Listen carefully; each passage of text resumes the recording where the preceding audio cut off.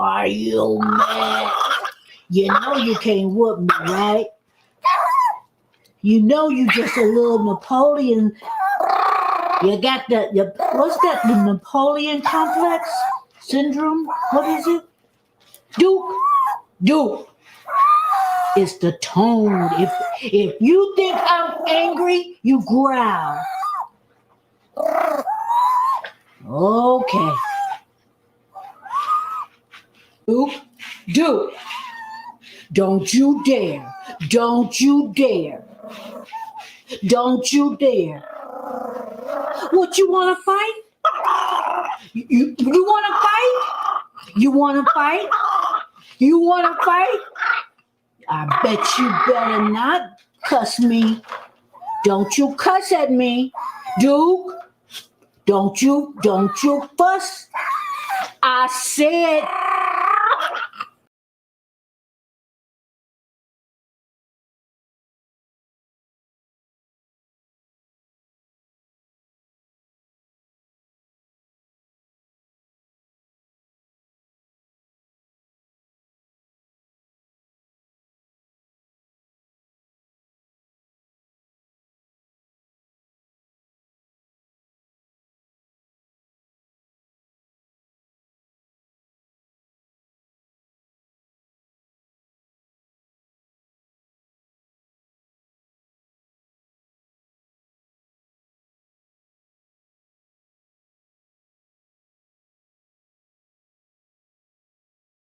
Well, if you mad, do something. If you mad, do something. If you froggy, leap. Oh, you are leaping, huh? Well, okay. I guess you told me. Well, I see you gone. Hello, everyone, and thank you for joining me today. This is Marilyn Gale. Before I get started with this podcast, I would like to invite anyone who has not subscribed to my channel. You can do that now and click the notification bell. Again, let me say this. I don't make this stuff up, guys. It's no way I can make this particular story up.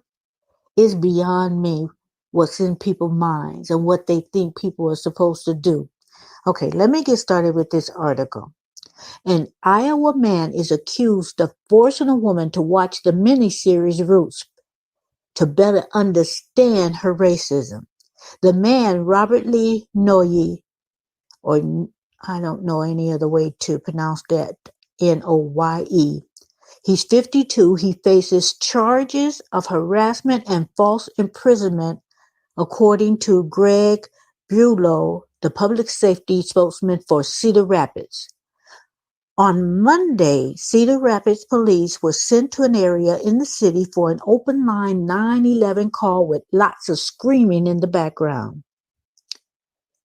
Dispatchers and officers were able to find the home by using GPS. When they arrived, an intoxicated man, I kind of figured alcohol had something to do with it. But anyway, an intoxicated man, later identified as Noye, answered the door.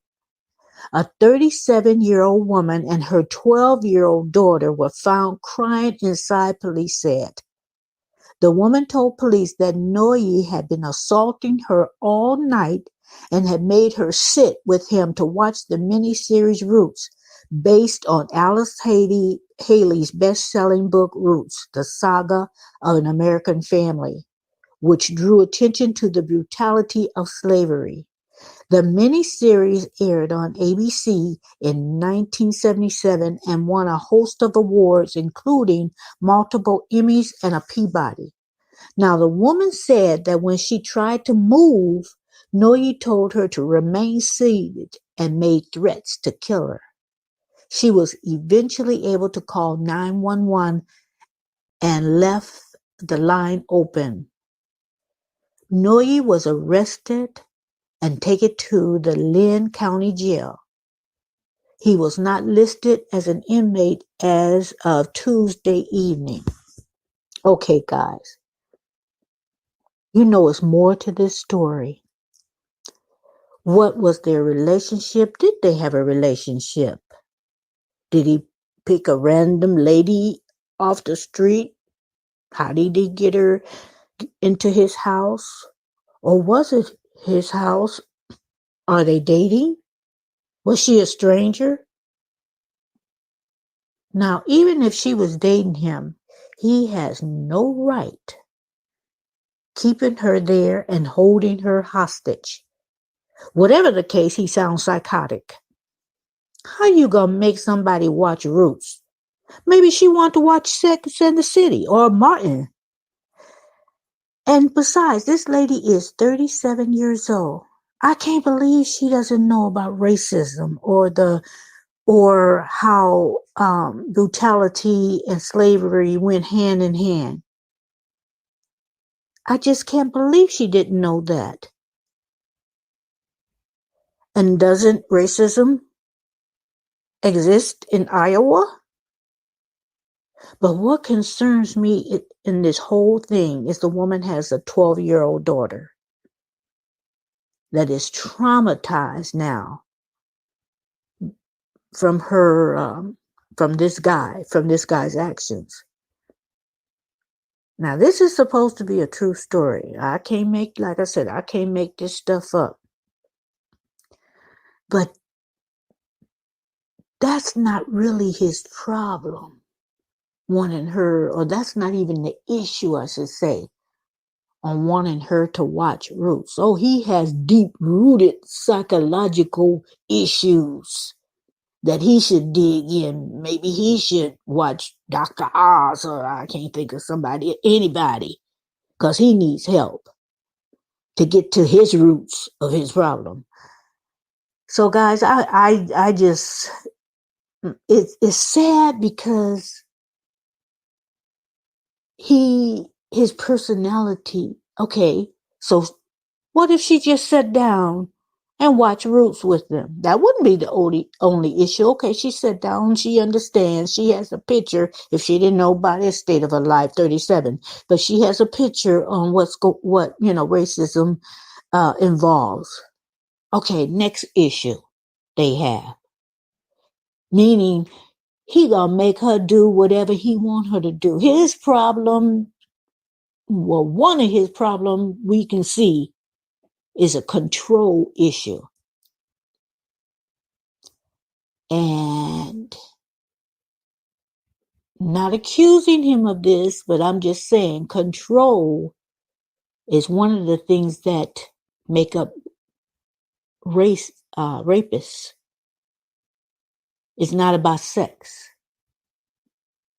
Now, when she said that he assaulted her for all that night, was she talking about physical assault, sexual assault? Because we know sexual assault, that's a control issue. So Roots is not the issue. Racism is not the issue in this particular story. The issue is this man is sick. He needs to run the show. He's dangerous. He is, and then to make her 12-year-old daughter endure this. I don't have any more information. I'm going to dig a little bit, and if I can find something, I'll bring it back. Or maybe I'll just leave this alone, because you know what? Some things, you can't make sense out of nonsense. And this one, I can't totally make sense of it. All I know is more to this. This is deep-rooted, and I'm playing on words, guys. But this is deep-rooted. So anyway, guys, thank you for joining me. The weekend's coming up, so everyone, please have a great day and a great weekend. And I'll be seeing you soon. Maybe with a story, maybe with story time, maybe with cooking. I don't know. But I'll see you again. Thank you for joining me again. Good night. Hello, everyone, and thank you for joining me today. This is Marilyn Gale. First of all, I just like always, I just want to invite the people who have not subscribed to my channel. You can do that now and hit that notification bell. Now, let me just start off. I haven't come on about the coronavirus. I haven't said anything on my channel. I have commented on other people's channels and live, but I just saw a video that went viral of people fighting in the stores over toilet paper. Now, this thing about the virus, you can feel the way you want to feel about it, but I am not going to live in fear. The spirit of fear is not supposed to be in us. And that's in the word, that's scripture. He has not given us the spirit of fear. Okay, yes, take precautions like everyone is telling you. Wash your hands, sanitize your hands. Uh, right now, it may not be a good time to travel until things are, more plain. Cover your mouth. Don't be around sick people. Okay, let's be cautious of things like that. But we are not supposed to just get out there and be ignorant. Fighting over toilet paper. Okay. And that didn't, I'm sure that happened in one city. It may happen in other cities. But let me tell you the experience I have. And some of you may have had the same experience. I just went to the store, guys, to get my dog some dog food. I go shopping when my designated days, unless I run out of something and I want to make something to put on YouTube, okay, and then I might run out to the store. But I'm not going out there just getting 10 and 12 packs of, toilet paper and umpteen packs of this and umpteen packs of that. And if you feel the need to do that to rest your mind, do what you have to do. But this is from my perspective. So I went to the store just to get some dog food. Went to the store and it was ridiculous. I couldn't find a parking space. I had to park behind the store.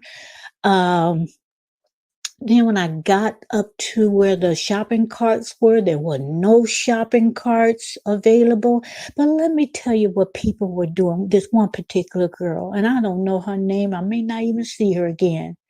But she had her husband out there scouting for shopping carts.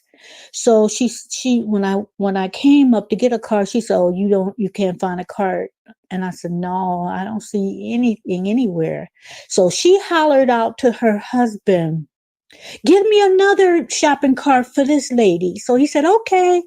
And so right then he just had one cart. So uh the lady told me, and this was a young couple. They were probably, I would say, oh, if they were 30, I don't even believe they was as old as 30, but they may have been. But anyway, she hollered out to him.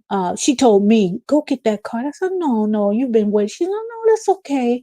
And I went and got the cart and everything. And she did that for me, She said, "Oh, he'll give me a card. I'm no hurry." So she gave me the card. So I did my shopping. And, inside the store, it was, the toilet paper aisle. There was no toilet paper. Now, there was water. There was water. And the water that was like $2.99, that was all gone. So the other water was $5.99. And for the case, went over to get my dog food. And evidently people aren't feeding their dogs. I shouldn't say that, but because they probably are. But I had no problem with the dog food, so I said, "Oh, let me just get some fruit." So, maybe some potatoes while I'm here, maybe I'll make a seafood boil, get me some corn and, all that I like in the seafood food. No eggs. So, I was going to put eggs in there, but luckily I have a few eggs at home.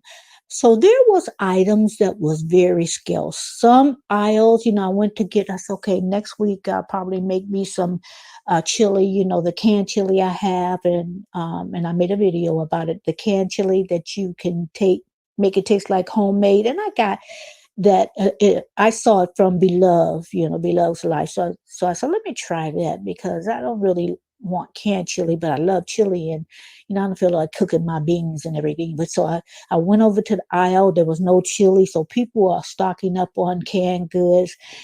There was no tempers. People were like, if someone was in the way, they moved their cart out of the way, and there just wasn't any problems. So although there have been incidents of people fighting, pulling hair, socking people in eyes for toilet paper or what have you, I didn't have a problem.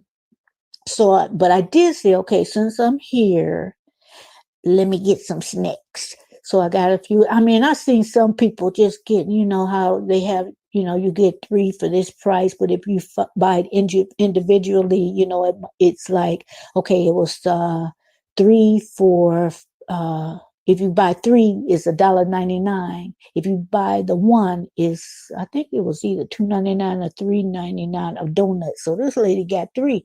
So it's like, okay, those chocolate donuts sure look good, but I surely didn't want to buy 3. They would be stale before I could even get to them.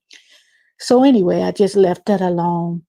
Um, I don't like tap water. I don't cook with tap water. So while I was there, I said, well, let me give him some water. So I ended up getting the $5.99 water, whatever you because the regular water, I don't know what it is at the regular water, bottled water, it makes me sick to my stomach. So I have to get something, a spring water or one of those, name brand waters. I'm not trying to be hoity-toity, but that's just how my stomach gets hoity-toity, so I can't blame it on my stomach.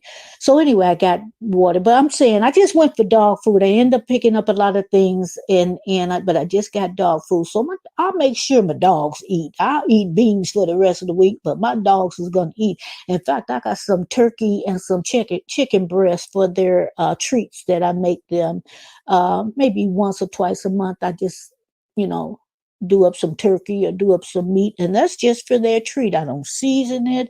I might put it in the air fryer, or I pop it in the oven. So my dogs eat better than me sometimes. But anyway, I just wanted to get on after I saw that video and just say, you know what, people, kudos to all those who go out and do what they have to do. And even if you want to stock up, if you're feeling kind of leery, you go out there, you get what you get, and you're not acting a fool, pulling people's hair, fighting over some toilet paper, guys. Over some toilet paper. So anyway, I dropped my groceries at home. I said, oh, let me go to the farmer's market. Anyway, we call it Sprouts. And their prices may a little bit high, and it just depends on the item. But I wanted something maybe I can just pop in a dinner. They're not a TV dinner. They make them out of the deli. They make them out. Oh, let me just go back to the other store. The people, the employees were just so wonderful. They opened up the courtesy desk. They opened up the deli. They opened up everything that had a cash register. It wasn't no such thing as 15 items on this aisle. You got into what aisle you felt you wanted to get into, shorter or what have you. But anyway, back to Sprouts. I went there, and it was more crowded than I've ever seen them, but it wasn't a ridiculous crowd. So I just picked up some things I could just, these were dinners made out of the deli, bourbon flavored barbecue sauce, steak, Brussels sprouts, which I can't stand, but, other things in package, chicken, with all the vegetables and the fixing in a little tray like thing that you just they're already seasoned. You just pop it in the oven. And so I went for that. And, so since I was there, I got a little fruit and everything because for dessert, I'll have fruit. I won't have cookies and I won't have pies unless it's the holidays or what have you. I'll just eat some fruit for dessert. But anyway, everyone was courteous there. The people were in line at the register, and nobody was pushing and shoving. And I didn't even check. I wasn't even thinking of toilet paper. I didn't even check to see if they had any toilet paper, just, to see the difference between the two stores. So it just turned out that and the city close to me where people come and shop at this store, let me just, without being mean, let me just put it this way. It is not the most desirable area. I'm close to it, but those areas, but no one was acting ignorant. Nobody was, just, I don't know. It's like, okay, I think some people was out there like I was. I just came to get a few an item or so, had something in mind, not playing into the hysteria that people are playing into, and I won't go about my thoughts of what's happening. Maybe I'll do it later on, but not now. I don't want to, feed anybody anything that might cause them to panic. But let me just let me just say one thing. I just don't believe that this was a matter of fact thing that happened. Okay, my belief is this may have been orchestrated. So that's all I'm going to say. And, don't jump on me if you believe something different. It is just my opinion. So I won't elaborate. But anyway, I am going to get off. I didn't really mean to stay this long. I just, after seeing that video just now, just a few minutes ago, because I was on YouTube just, supporting some of the channels that I support and make sure that I watch them and comment and I'm subscribed to the ones that I watch. I just wanted to come on and just tell you what my experience was, how we can, if you want to go out there and stock up, do that. But people, this viral video, people seeing how ignorant these three ladies were. You can do what you want and feel the way you want, but to fight over anything, you know, you went crazy over the Popeyes chicken sandwich. People pulling guns on people and fighting, and you know, it's ridiculous. Okay, you played into that. Don't drink the Kool-Aid, guys. Don't drink the Kool-Aid. That's all I got to say. I'm going to go right now, finish cleaning my house. It's Saturday. Everybody have a great weekend. Have a great rest of your week. Be blessed and don't go out there fighting like a fool. Anyway, I'll talk to you guys later. Love you. Bye-bye.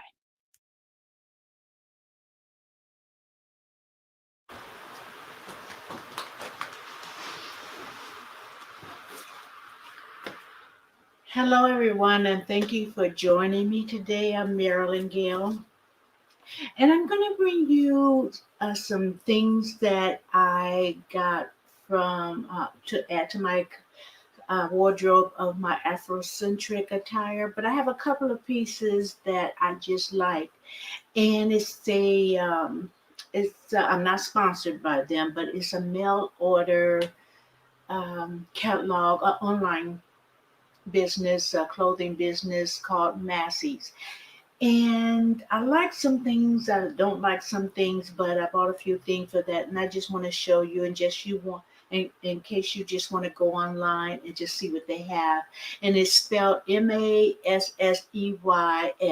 Massey's. The place where I buy some of my Afrocentric attire from is called Ashro, Ashro. And a lot of their clothing is for it looked like, for people who like to really gussy it up for church. And I wouldn't go to, like I wouldn't go to karaoke with most of their clothes on, but with the Afrocentric, I do everything. I go to concerts. I could just go anywhere and it's appropriate. So here it goes. I'll first show you my Afrocentric attire, and I saw this top and I thought it was so cute. Because first I'll look into the clearance part. Let me get some scissors. First, I'll look into the clearance part of it and sale part of it and see what they have. And then I'll go into the regular prices just in case. And be careful not to cut my clothes up. I want to do it very careful in case it doesn't fit right. And in this, it a lot of times actual clothing will run big. So you have to be careful, always read the reviews because people will tell you whether it's fit to size, whether it runs large or small. I don't like their shoes. I have an outfit that when I give stop. That's my dog. When I do another like fashion show, I'll make sure, but it needs to be cleaned and pressed. But it's really smart. But the shoes, excuse me, the shoes match the purse, match the pants, match the jacket, and it's not too much because it's basically beige, but they have the Afrocentric at the border of the clothing, like these little teardrop designs, like a gold like teardrop. So it's not like all this busyness. It's not like that. But I wanted to show you that. But I just want it pressed really good because it's like it's like I want to say a khaki type deal, but that's what it reminds me. That's the best way I can describe it. But the shoes, I love the shoes, but they hurt my feet. They feel like cheap cardboard. So I can't wear them for long. I remember I had not tried them on. Well, I tried them on, but I didn't walk around. And I wore them to a concert. I think I'm not sure which concert. Mary J. Blige or whatever. Yeah, I'm name dropping because I like all of them concerts. And man, by the end of the day, my dogs, like we used to say back in the day, my dogs was barking.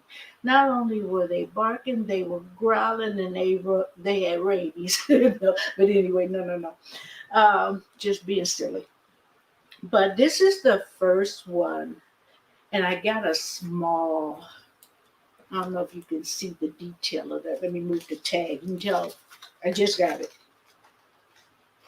and put the tag in. And I'll do a try on. But it looks like a caftan, but it'll look really smart. It's like a purple color of royalty, and at the bottom it looks like the you see how the collar goes, and then at the bottom, if you can tell,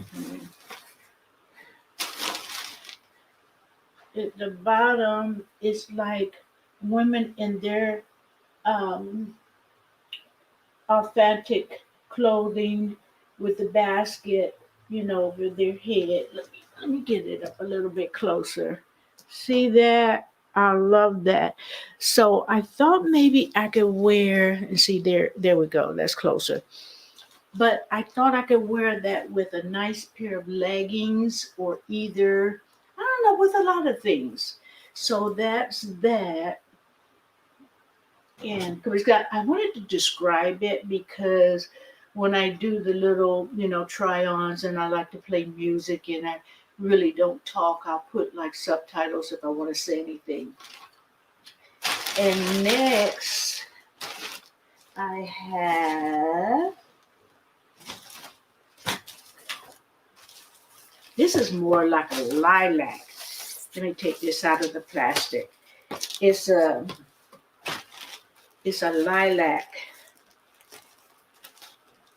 outfit, and I hope it's true to size because I got my size, and I didn't get a smaller size. I got my size, a medium, and I'm gonna have to press this. I'm gonna have to press this. See if I can press this good.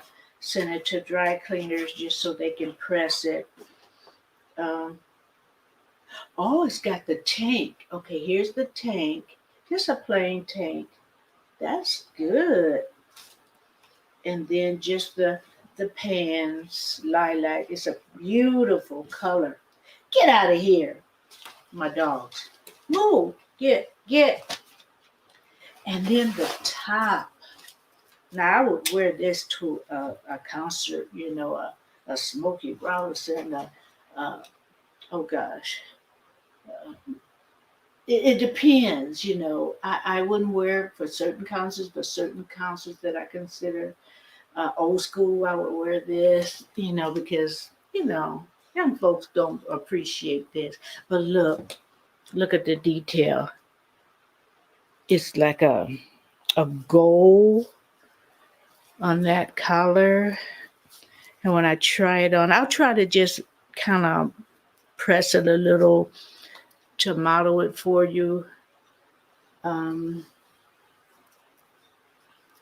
and I'll do that one. See, I want to just ease it up to show you how it runs. But it's long sleeve, but you could still wear it in the summer. And you see, I still have the tag on that one. Just got it. But this is a medium, so I think this one will be okay.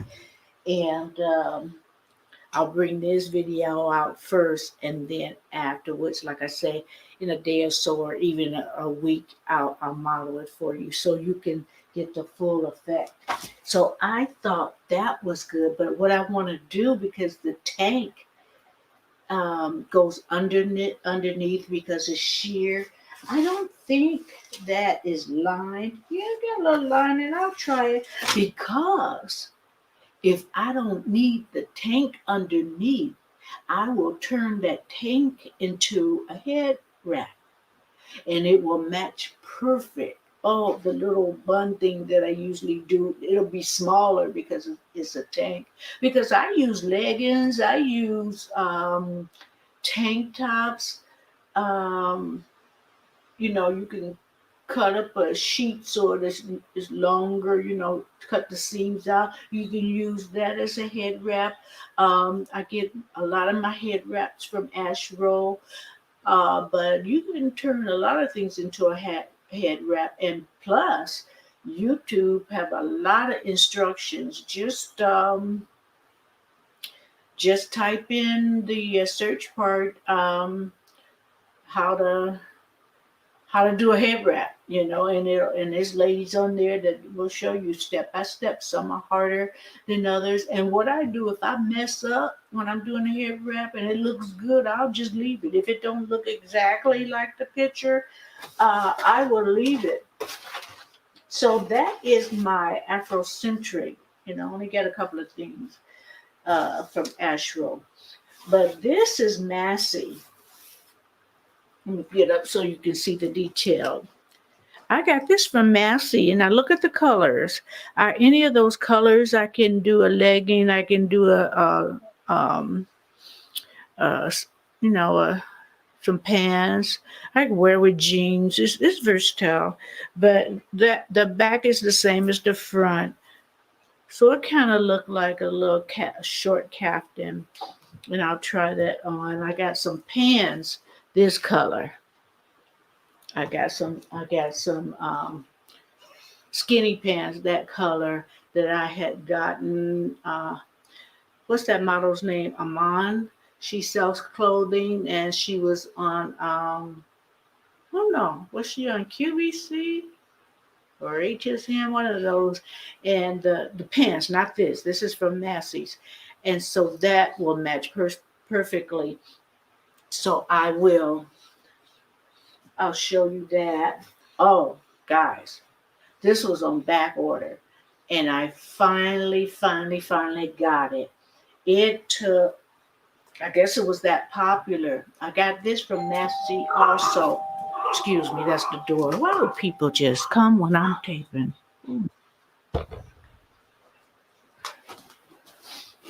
Okay, that's funny because that was FedEx and they bought me another box.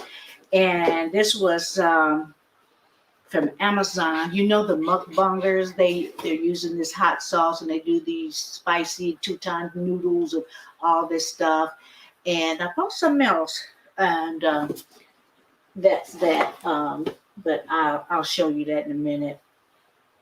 But here I want to show you these jeans.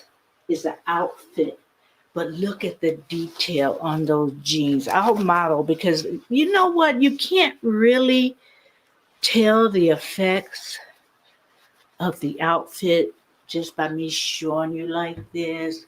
I mean, look at that. Look at that. And the back is just plain. It doesn't have that on it. But look, let me show you the jacket. And this is something that I would wear. I would wear this to a concert.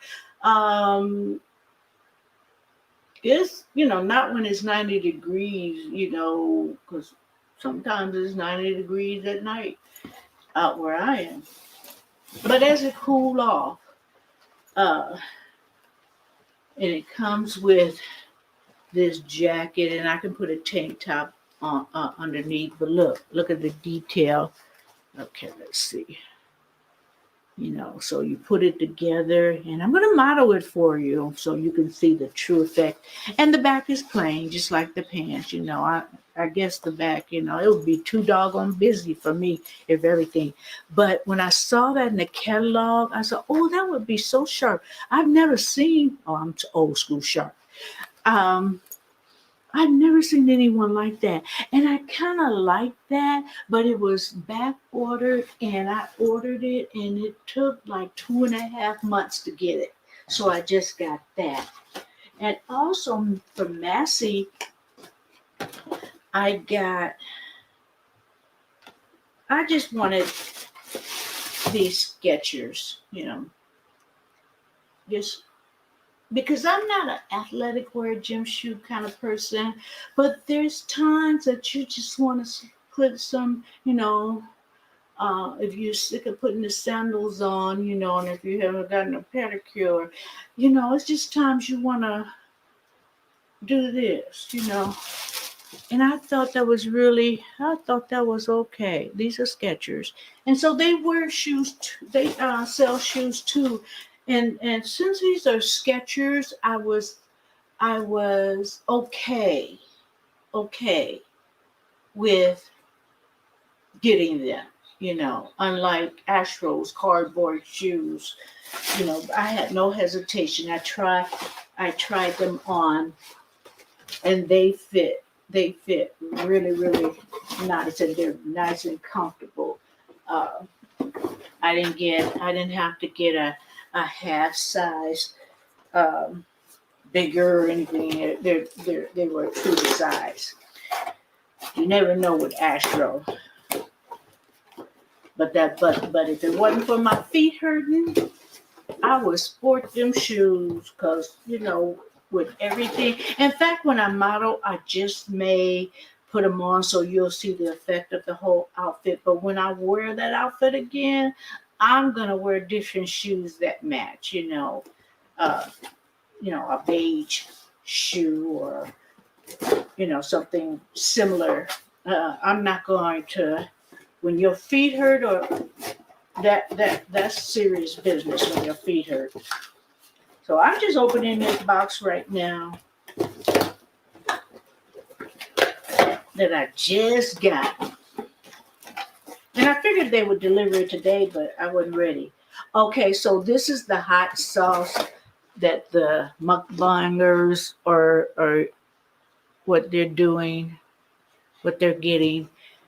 And I don't know about this because, like I said, I like hot, spicy food, but sometimes hot, spicy food don't like me.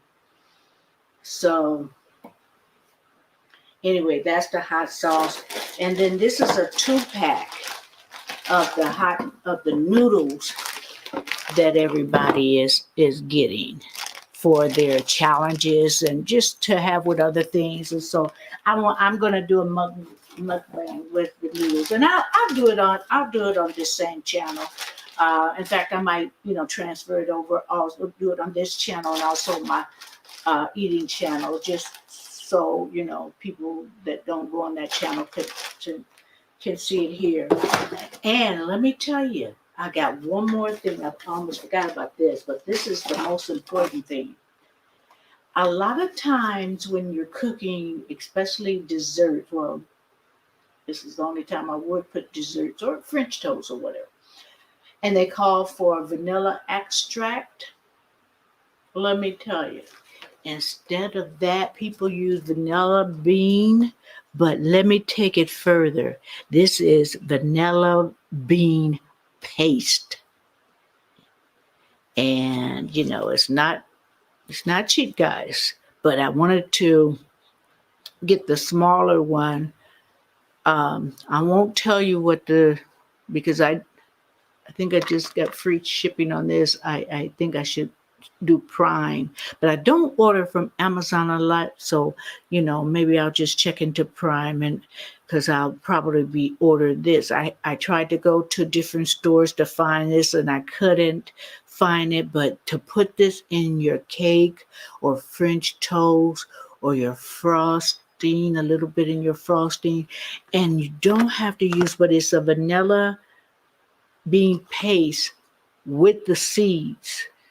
Ooh, I don't know if I want that because I don't want no cake with the seeds.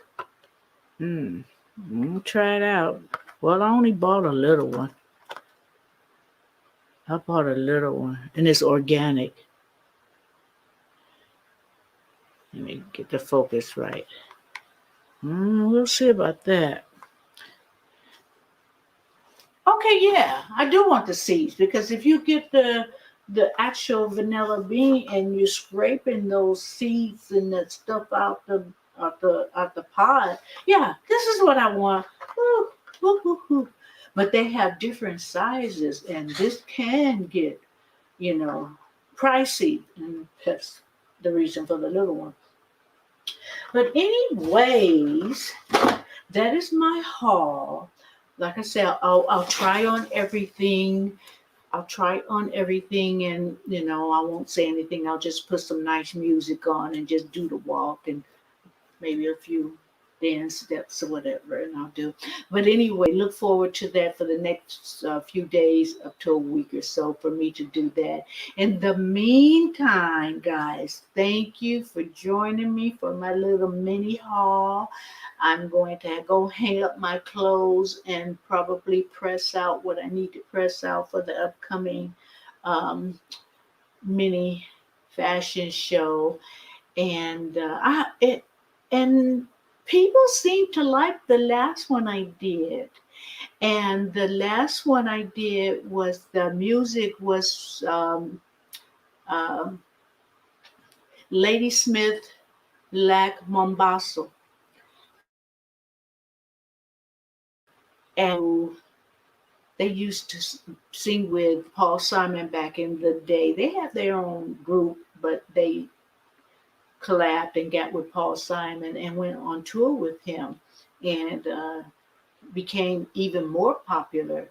So that theme song I used was the opening part of Coming to America, Coming to America with Eddie Murphy and, all those guys, whatever, Arsenio Hall and, all that. So that was a fun thing that I did. I wanted to make it, entertaining, not just watch me walk and dance around.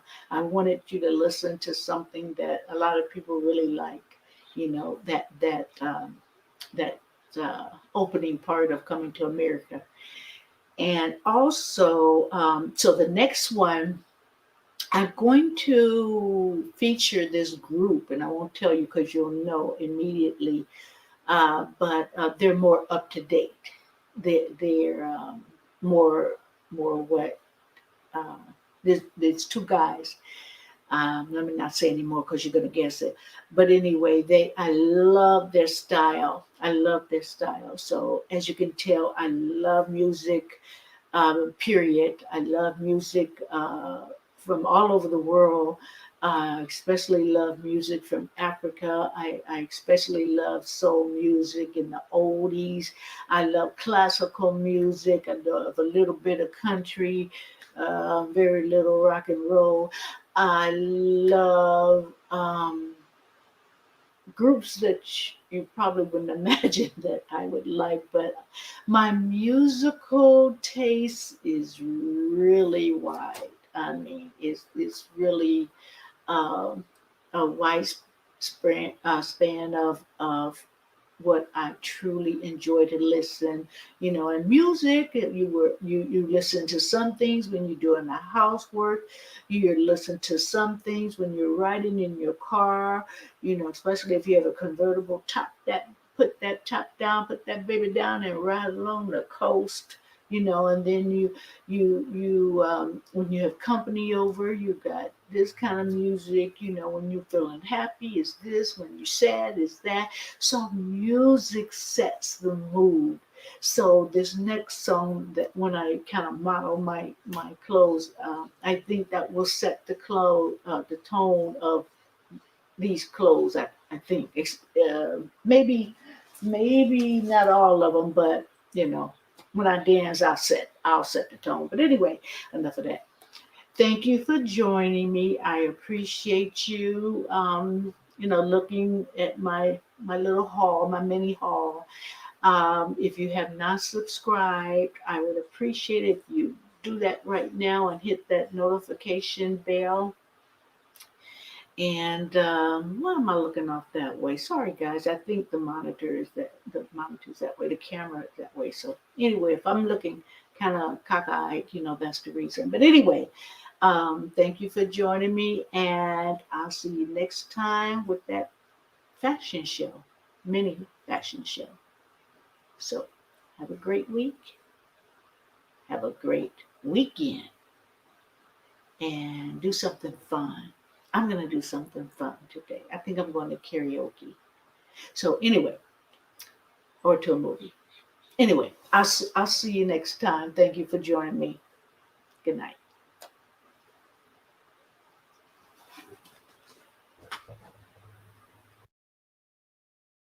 Good evening, everyone, and thank you for joining me. Today, I'm not going to refer to any one particular article. This is mainly my opinion on events that has happened recently. At the Thousand Oaks incident, let me say, first of all, my condolences to all the families, all the loved ones, and the children, the adults. And I call it a child. If you're still in your teens, you're still a child. To me, you're still a baby. Even in your early 20s, I consider you a baby. Uh, that's one of the hardest things for a parent is to lose a child. That's every parent's nightmare, whether you're a baby, a preteen, a teen, an adult, whether you have children and your parents are still alive. That's to get that phone call, or to know that something has happened and you know your child is there, or you know your husband is there, your sister, your brother, whatever the case, and to wonder if they are the ones amongst the ones that did not make it. My heart goes out to each and every family, because I cannot imagine.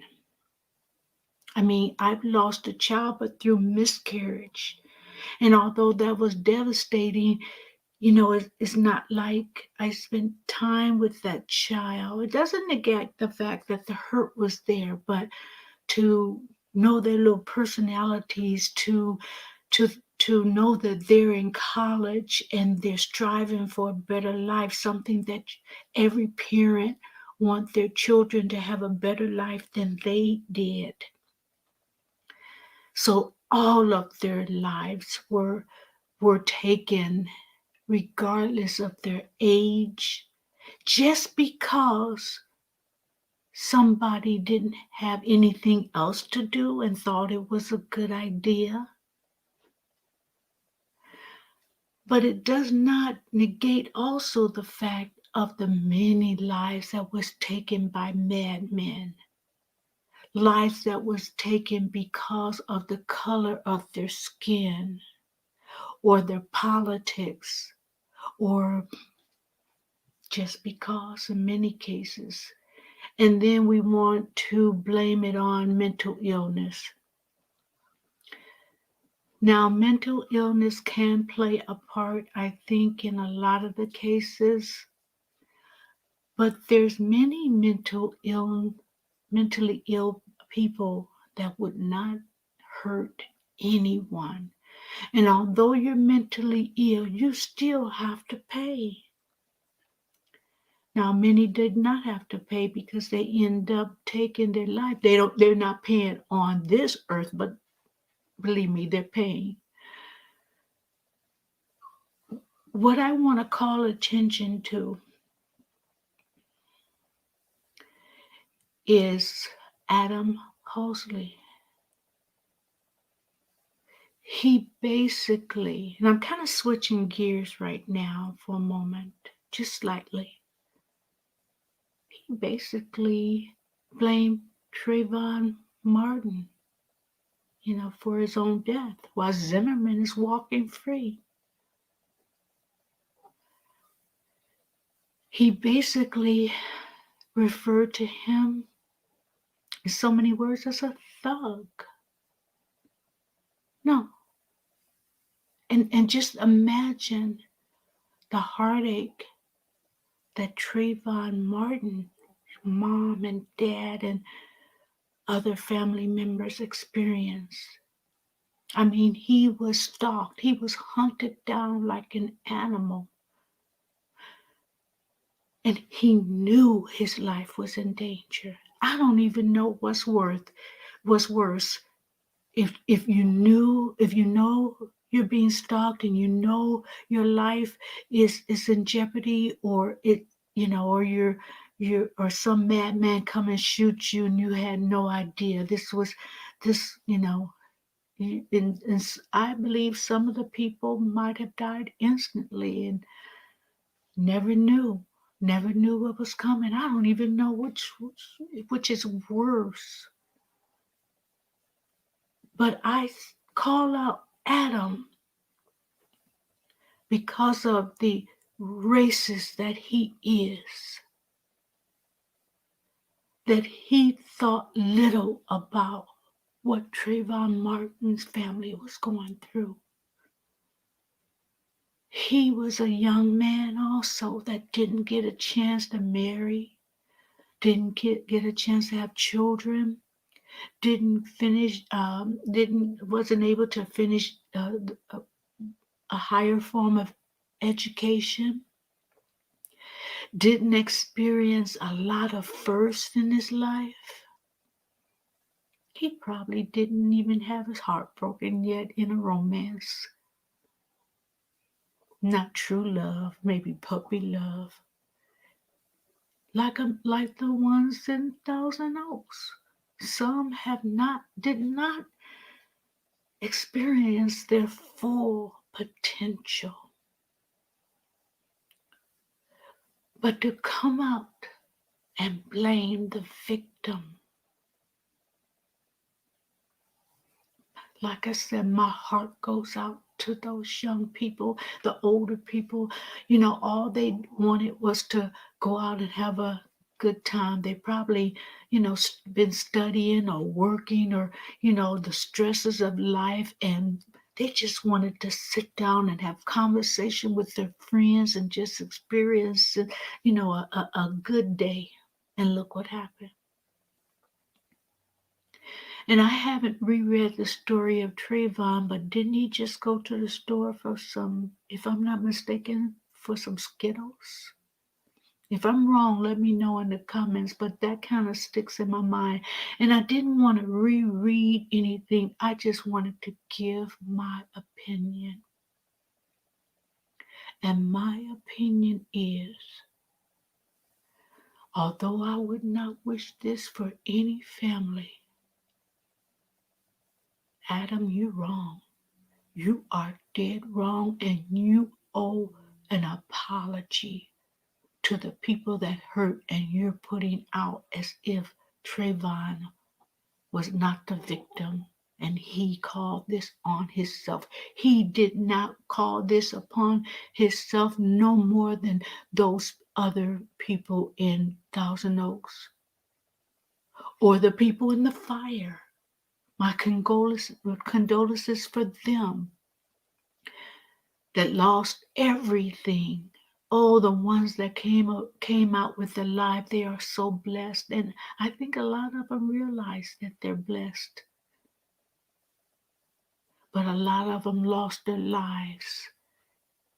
And that that just breaks my heart for anybody to lose their life when they're just trying to be the best they can be. They're trying to get a higher education. They're trying to just get a snack at a store and just go through the wrong neighborhood. But when I go out and I walk around, I don't expect. Now, I do prepare now, but it's like, who expects to go out, say, anywhere? Go sit down, and many a time I go out to places to listen to the live music, have me some dinner, and just sit back and enjoy and watch other people dance. And some of them are silly and do little silly things, and you know, and just go out to have a woosah moment from all the stresses of life. Just want to kick back and then lose their lives.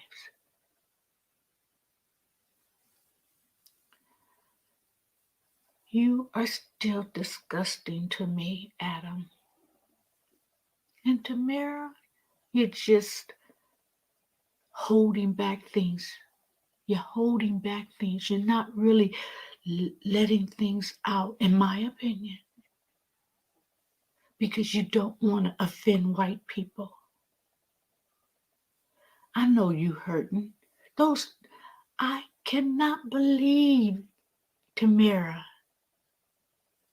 that those tears were crocodile tears. I don't believe that. But there's a saying, to thine own self be true. To thine own self be true. I think you're holding things in. And I know everything does not need to be said. This is a very delicate moment. I know that. But your husband is a racist. And you need to, or let me put it this way, I suggest to you to have that talk with him. Nobody is saying leave your husband. You marry who you want to marry. I could care less. But I still believe he's a racist. I believe you married a racist. And now, of course, you're hurting. Of course, Adam is hurting. Just consider how Trayvon Martin's mom is still hurting. It's never gonna go away. Just like with the people, all the rest of the people in Thousand Oaks and their loved ones that were left behind. That grief will never go away. I don't care how many years all of you guys live. Everybody will still have a remembrance of that loved ones, and from time to time you're going to cry about it. Years later, I guarantee, looking back at the memories and the laughs, you're going to cry about it because you never get over it. My dad died at 85, 86, and this is years later. And I still have memory. And no one, killed him. He died of natural causes. But to this day, I can remember things and I could cry about it. I do cry about it. So that's my opinion. That's my opinion. But to only feel something if it happens to you and the situation is your family. I had no idea of who Trayvon Martin was. I knew nothing about him. But when he was murdered by Zimmerman, I felt it. And oh my, to see that dad and that mom cry, I just lost it. I felt something inside when he was murdered. When the people lost their lives in at the fire, I felt something for those people. When the people in Thousand Oaks were murdered, I felt something for those people. I felt a lot for Trayvon because he reminded me of a whole lot of black children. He was a representative of the young men in my family. I felt it, not like the parents, not like the family, I would imagine. I mean, because I didn't know him, but you don't have to know someone to have empathy for someone. You don't have to know them. But I can relate because of the nephews in my family and the nieces in my family, and I have children and I have grandchildren and friends of mine who have a family. I can relate, I empathize, I feel bad, I grieve, even though I didn't know those young people, even in Thousand Oaks, and even though I did not know that young man, Trayvon. That's called, Adam, that's called being humane, having a heart. Adam, you don't feel nothing unless it happens to you. I feel sorry for you. I feel sorry for the fact that I doubt if you'll ever change. You are a racist. I will still say that. And although I sympathize with your niece's parents and cousins and all the many people who loved her, it's hard to feel anything for you. But you don't care about people. You don't care about people. I know this is a hard pill to swallow for everyone that lost a loved one. the people in Vegas, you know, just going to see a concert. Like I said, to enjoy yourself, to have a woosah moment, to sit back and relax or jump around to the music, whatever. And then their lives are taken because of some idiot. But this video is basically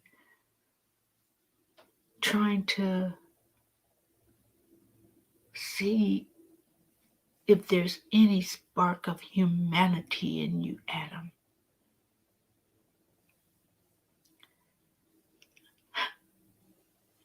I don't usually just dislike someone. Nobody really bothers me except for racists, and I've said this time and time after time. I am anti-racist, so I'm anti-you. Why don't you just not say anything? Just take care of your family and just let things cool down for a while. And because people are basically sick of you. And you quitting Fox for whatever reason doesn't take away the fact that you're still a racist. And you know it. You know what's in your heart. You know what you're feeling toward other races. You know better than I do. But your actions, your tweets, your thoughts that have come out, things that you have said, tells people you're racist. You're not racist because I say you're racist. You're racist because you say you're racist. By the things by your opinions, by things that have come out of your heart. You spoke what was in your heart, and now we see through you.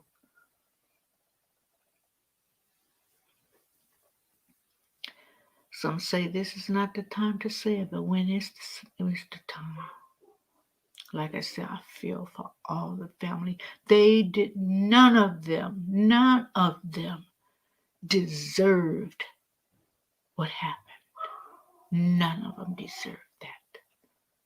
I wish I could take it away for all the parents and all the loved ones. I wish I could just take it away and rewind that it never happened. I wish I could take it away that Trayvon and many more that I'm not saying, people in Ferguson, I wish I could take it away. People in Charlotte, I wish I could take it away, but I can't. But the humane thing to do is have empathy for others, whether you know them or not. It doesn't matter. It's a life. It's a life that can never be again, not on this earth. I do believe in life after death, but that's another story. But on this earth, you'll never see them again, not except you have a picture or video or what have you. You'll never see them again. And that's the hurtful part, when people take lives as if lives are handed out. We're not felines, we're not cats. We don't, I mean, and that's a myth, we all know that, but we refer to cats as having 9 lives. We have one. No, I don't believe in reincarnation. I don't believe. Now, if others believe it, whatever. You believe what you believe. I believe there's one life. You gotta get it right the one time, because there's no do-overs. So that's my opinions. That's my thoughts. I don't have a link to an article to refer to. I've been listening, I've been reading, I've been capturing moments that, of people who are speaking and where they're coming from, and have formed my own opinion. So I will leave this video right now, and I wish everyone to have a lovely day and have a good life and enjoy it and don't take it for granted. I can say there's not one person that I hate. And unless someone comes after me, I have no right to take anyone's life except for self defense. And then, you know, that's another story. So I'm guilty of that. I always say this is where, this is it, and I go on, but I'm done right now. Just taking consideration of this is my opinion and everybody have theirs, and I respect everybody's opinion unless it comes from a racist point of view, and then I could care less. I won't hear anything you got to say. So for now, I'll say goodbye, and I'll see you next time. Thank you for joining me. Good night. Welcome, everyone. Thank you for joining me. Today, I just want to ask a question, and this is for men and women. Is it ever okay for a man to hit a woman? Is it ever okay? Now, domestic violence is continuous. I've known people who have been victims of domestic violence, women and men. Some women have beat on men, and the man is just not going to go there. The man is just going to take it a lot of times because he's a man. And he doesn't, if he would fight her, he would probably kill her. So a lot of men will take the abuse. I've known women who've gotten out of that situation, who have stayed in that situation. But is it ever okay for a man to hit a woman? Now, what I'm going to do is leave you a link that I want you to watch this video. Now, this case was a few years ago, so yes, I want you to watch the video, but that question was asked at a barbershop salon. And just to see the response, hear the response that people had on that question, is it ever okay to hit a woman? So this is going to be short as far as me talking and giving more information. There'll be times I'll just expand this video to a greater length to give more detail, more information on where you can get help and and what to do in case of that if that situation arises. But this particular video was shot at a barbershop salon in South Pasadena. No, it wasn't. South Sacramento.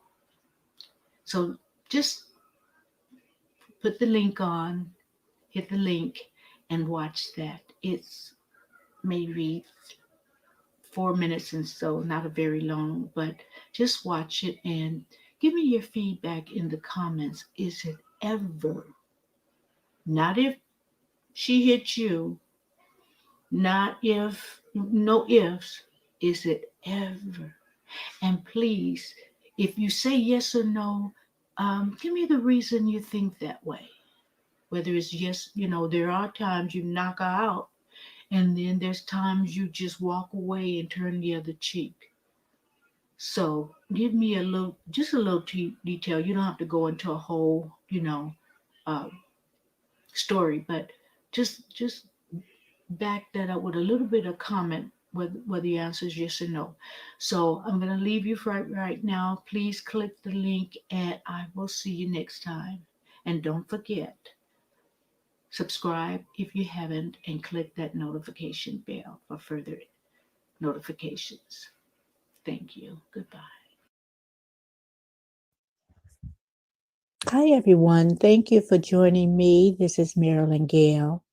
So, a friend of mine, me and her went to check out and see if restaurants were open at this new hotel casino not too far from us.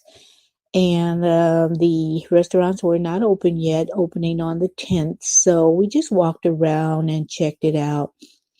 And I will be giving a review of that when everything's open, and I'll come back in case you guys from out of town are going to come to California this way, Southern Cal, and want to stop by. I'll tell you the reviews.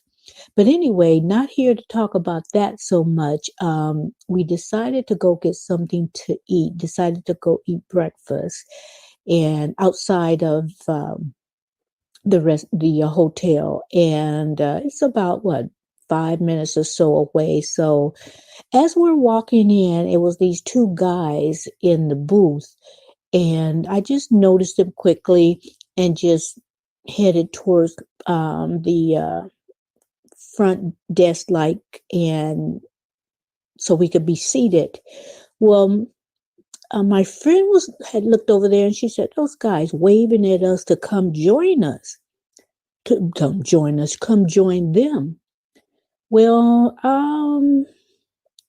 first of all, that to me, that's something you do when you're, younger. It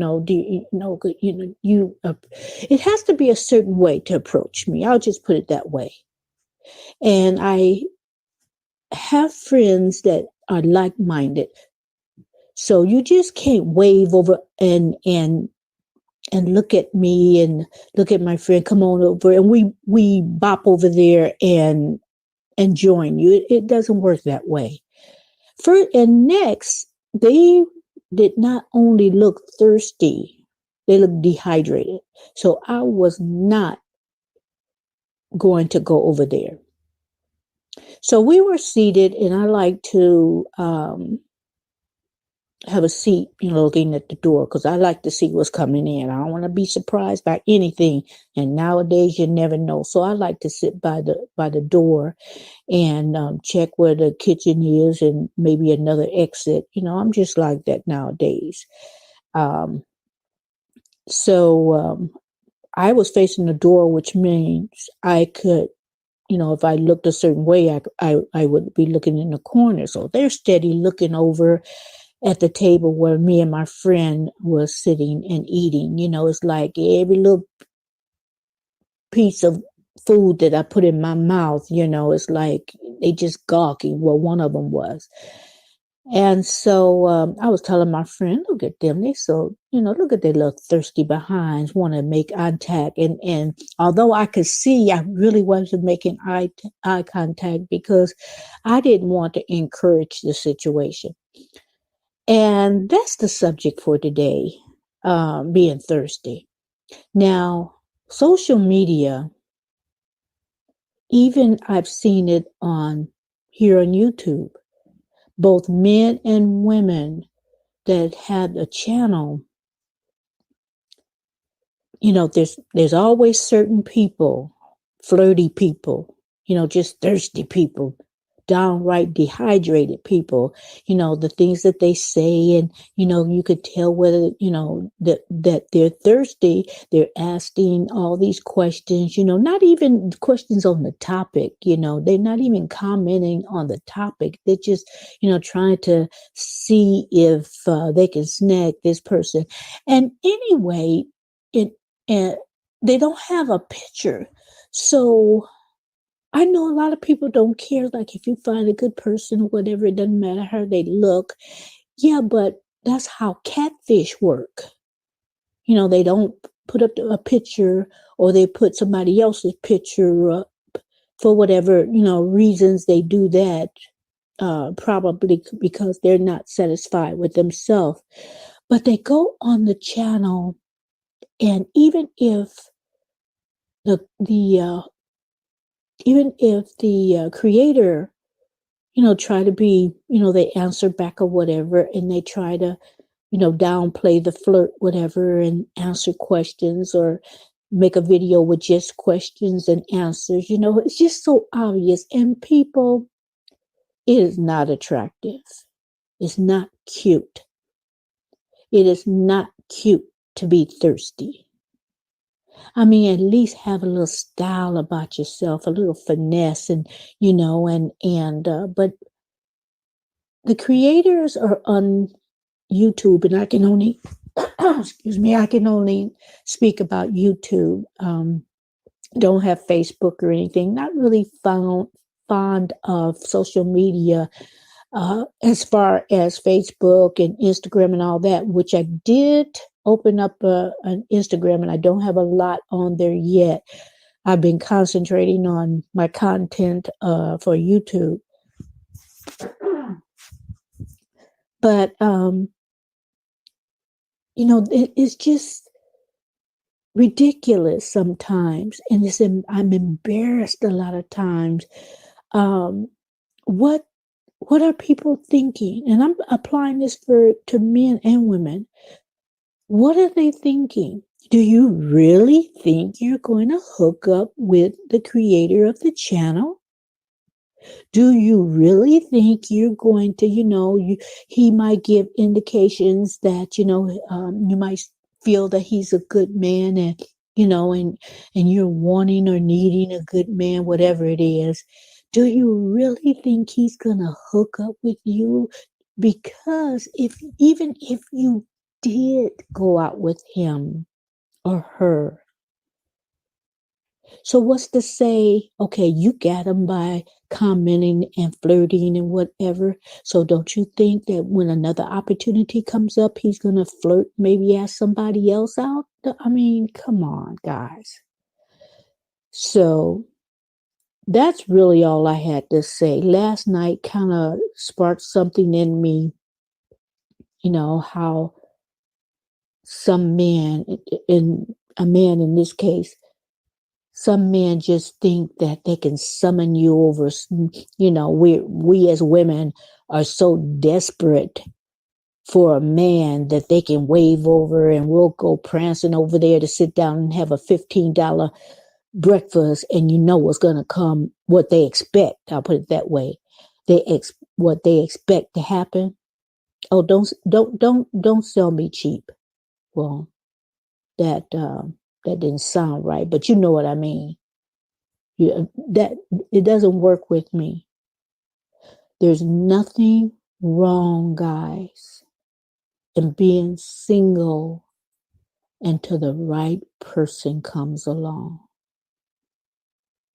And you can tell a player, if you are observant, a lot of times you can see how they approached you, how they're going to approach the next person.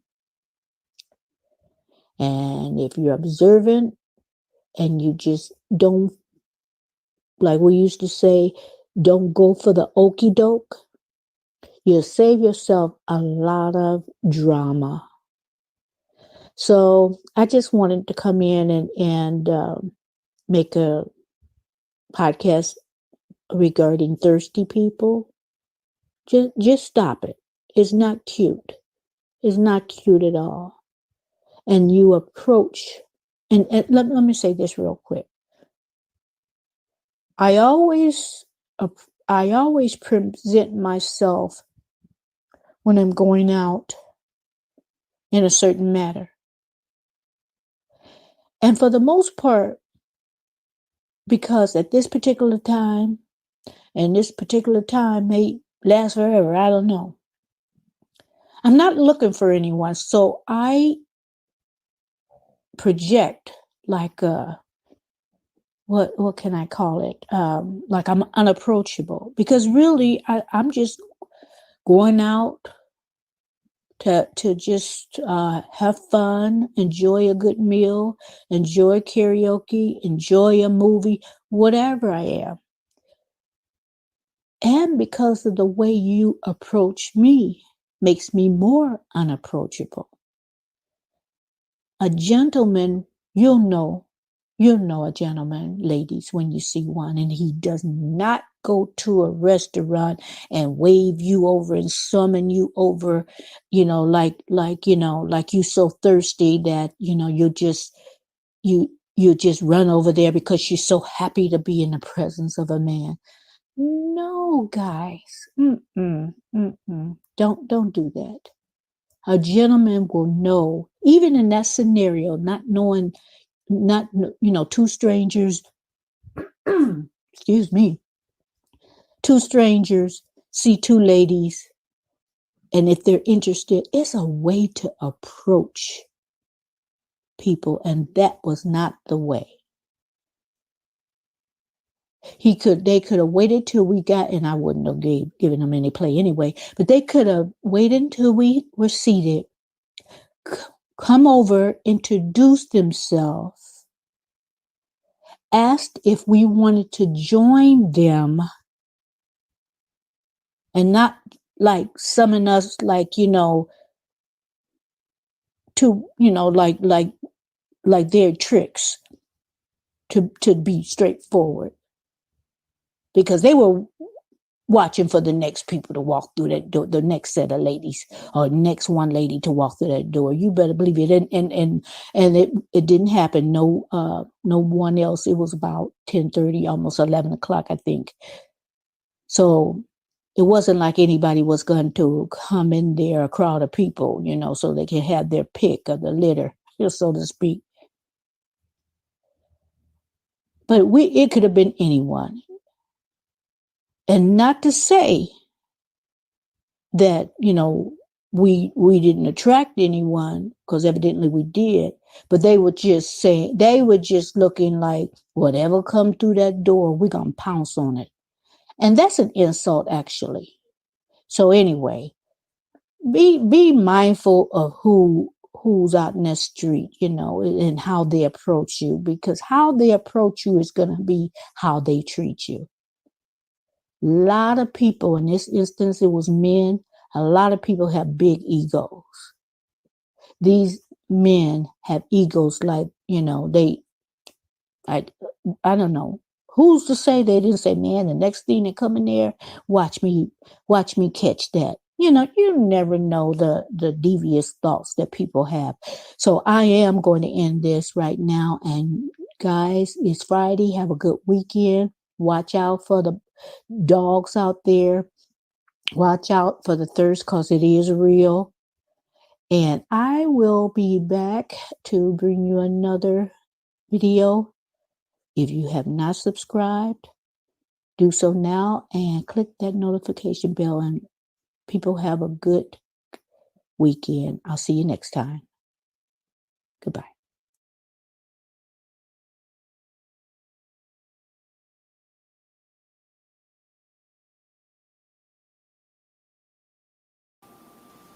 Welcome, and thank you for joining me today. I want to talk about men on the DL, on the down low. I feel for people who have gotten married and didn't know that their partner was gay. But sometimes I can understand why men are on the down low. Some are just scared. Let me take you back when I was in grammar school, and it was like the 5th grade. And I can't remember my teacher's name, but he looked like Ron Glass, very attractive guy. So it's nothing that he really did, but the girls in my class, we we all thought maybe he was taking, he seemed just to be a little nicer to the guys. And I'm not saying that he would have done anything. That's not my point. My point is, we got together and we were just talking, and we said, oh, he liked the boys better than he liked the girls. And we didn't mean in a sexual way, because in fifth grade, I had no clue what gay people, about gays. And, I didn't know that men like men and women like women. And I didn't know about any of that. So it was just us talking, candidly, ignorantly. Um, so it must have gotten back to the parents. I didn't tell my mom or dad, because we talked at school and that was the end of it. I suppose some of the girls went back and told their parents, where they called the school, and I don't know the conversation. All I know is he was paying us girls a lot more attention and tried to spread it out. The attention that he gave, helping everyone the same. I look back and I said, in my teenage and adult years, I would think back sometimes and say, "Oh my gosh, he was gay. We could have got him fired." See, because back then it would have been a scandal. He would have got fired. Oh, I just shudder to think what would be the repercussions behind all of that. Okay, let's fast forward to, I guess, maybe 20 years ago. Usually I don't mention names or relationships in my videos, but this time I'm going to, because it bothers me that there was never justice. My brother-in-law was gay. He wasn't down low. He was outwardly gay. Everything, gay function, and people around us. When his brother, my husband, would come out, they would come out, and we'd have parties and get-togethers and invite other people and invite them. He didn't hide being gay. However, he was at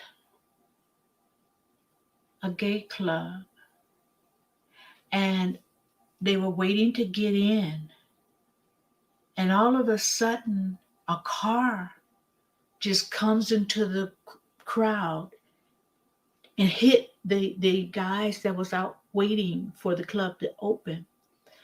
Well, my brother-in-law was in the group that got hit, and he broke his leg.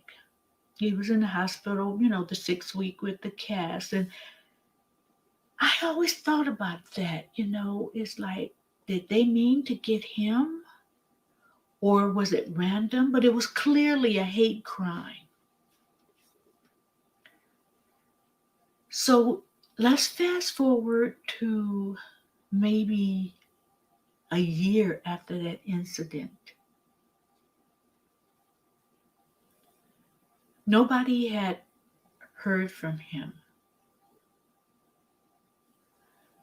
My husband hadn't heard from him. And he would at least call his grandmother, um, or his mom or sister, someone, through the course of, no one had heard from him in about a week. Um, my husband got a call. He had went to the same club. They say it must have been two, and I'll tell you why later.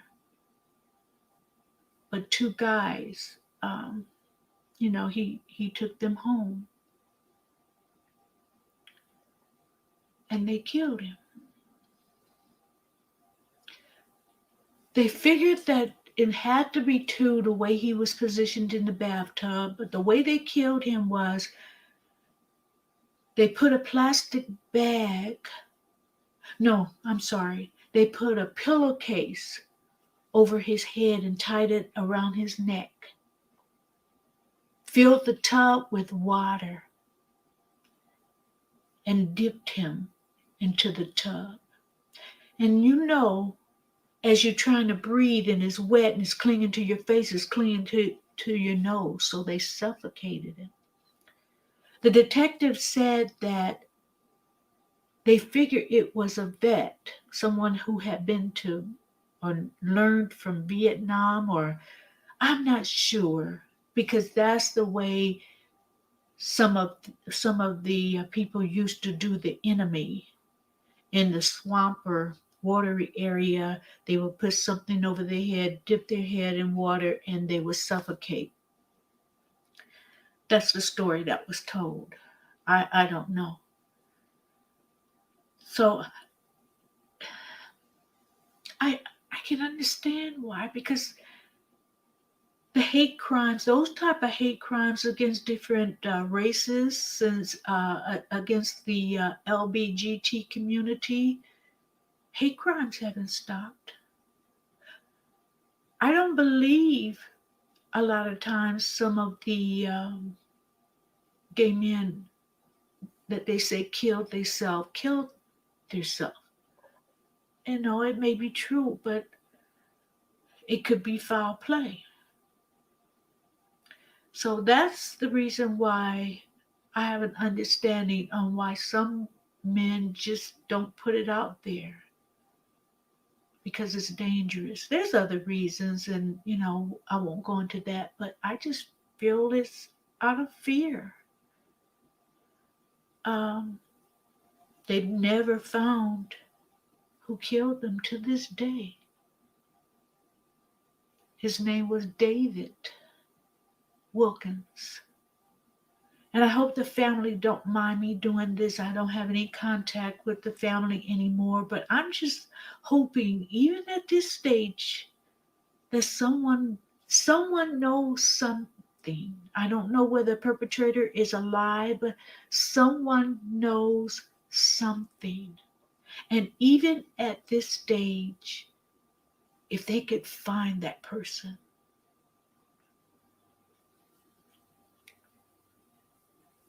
oh, if they can find this person, even at this stage, if they can find this person, and if they could find the killer of David, and I know that would give the sister some peace, it would give my ex some peace. The grandmother has passed on and the mother have passed on, but that case needs to be solved. So I just hope that they find the person these years later. So I'm going to stop right now, and I'm glad that you joined me. If you like this video, what I've had to say about the gay community, some just are afraid. Maybe they live in an area where they don't feel that they're safe, and so they just don't put it out there. I'm just speculating. And as always, have a good evening, and thank you for joining me. Goodbye.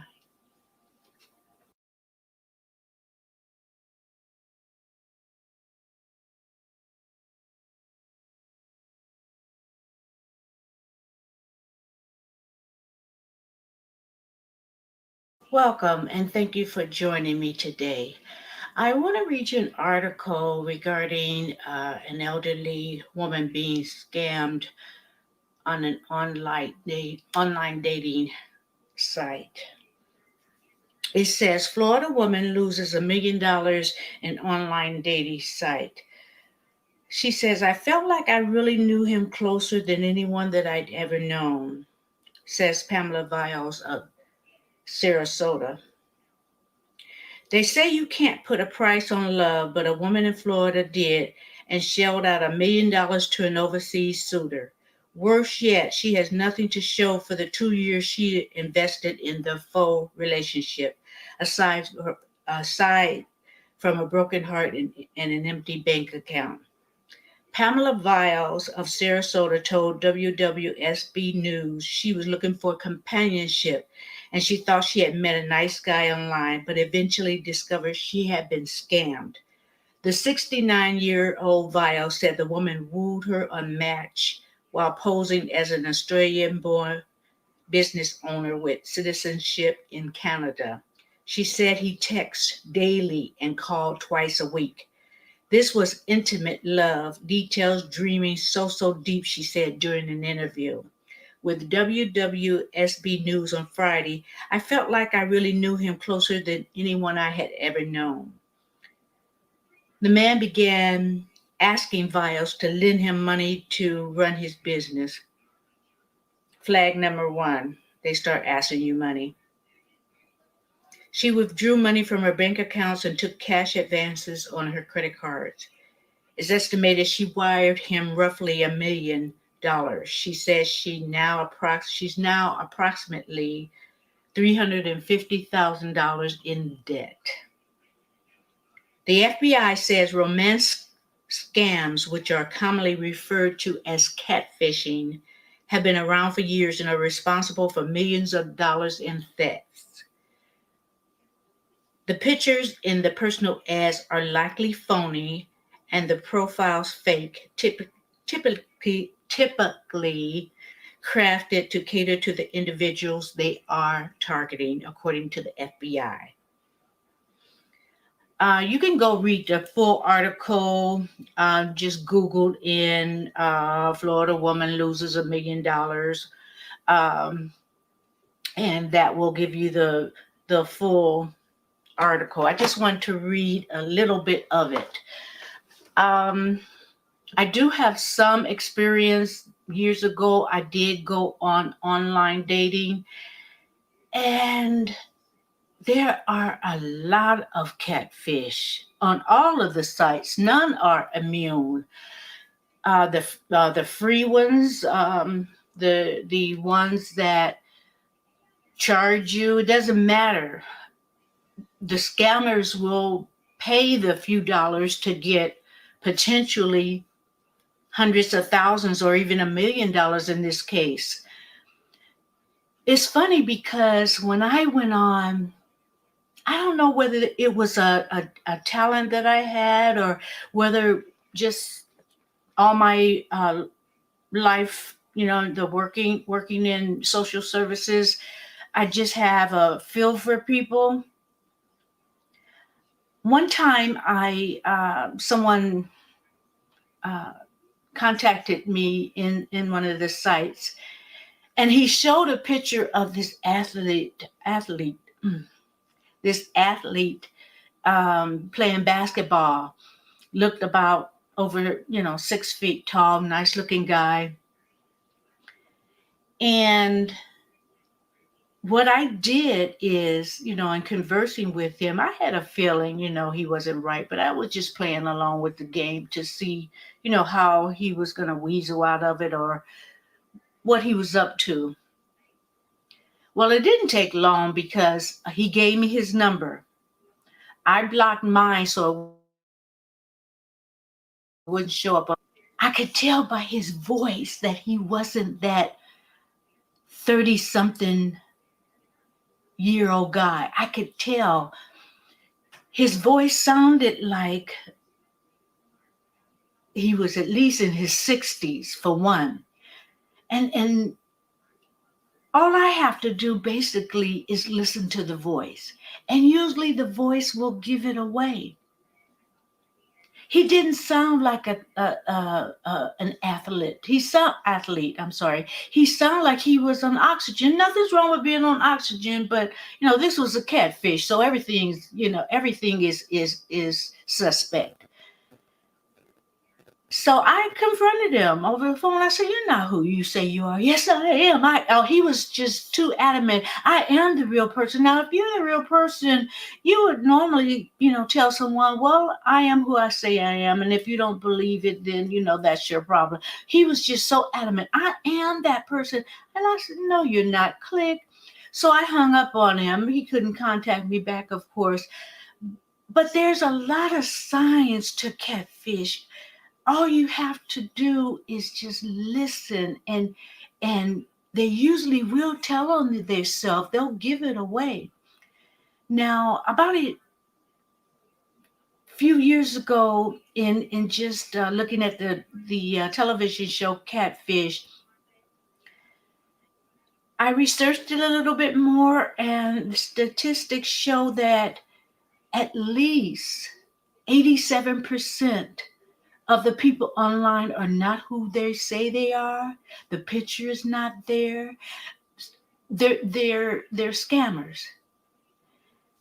And they usually prey on people that are lonely, like this 69-year-old woman. She's lonely. And that's where they get them. They promise them the moon. They promise them marriage. They're so quick to say, "I love you." And a lot of them are from overseas, not all of them. And so typically they say they're from Canada. I don't know what's up with that.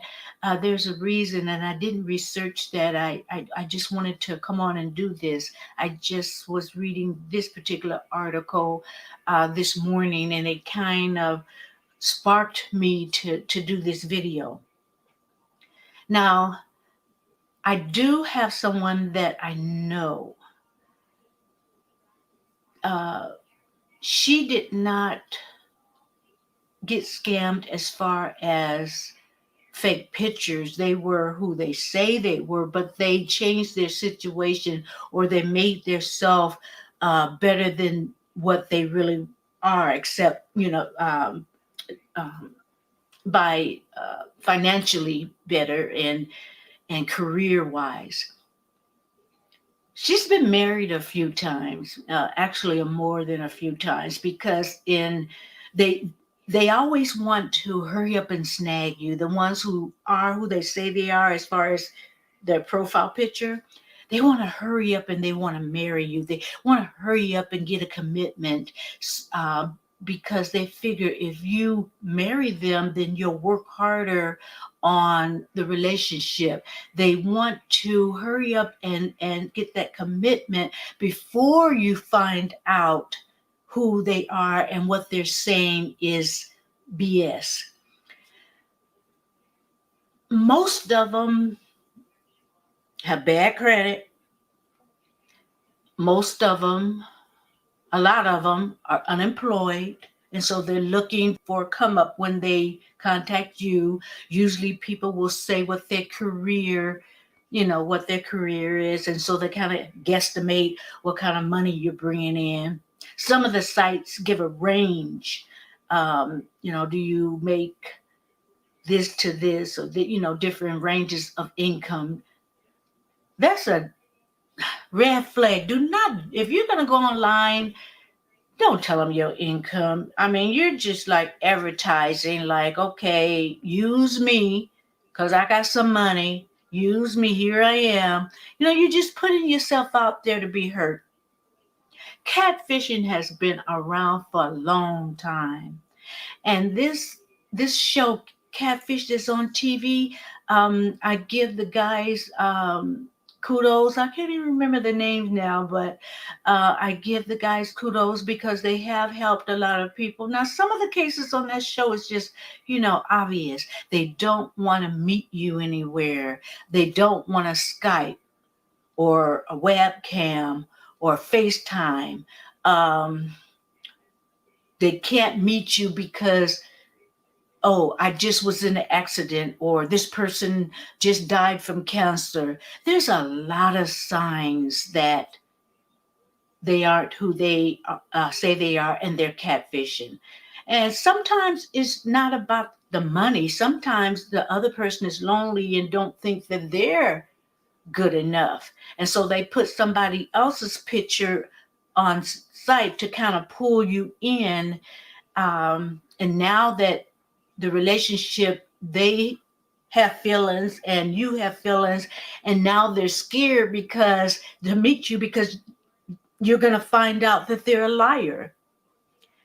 So I don't know if I'm going to do a part two of this. I might if I find some more articles or think of any more examples. I might just come on if I think that is helpful. But Google it. Go online as far as Google it and learn the signs, things to watch out for. Like I said, most of them are a dead giveaway. And if you listen to the ones that are scammers that want your money, there's an accent usually, and the picture does not match, or the voice does not match the picture. Um, it's obvious to me, but when you're lonely and you're looking for companionship and you're being promised a life full of bliss, and I'm going to take care of you. Oh, and one more thing. When they ask you for money, hang up. Delete them off your online dating.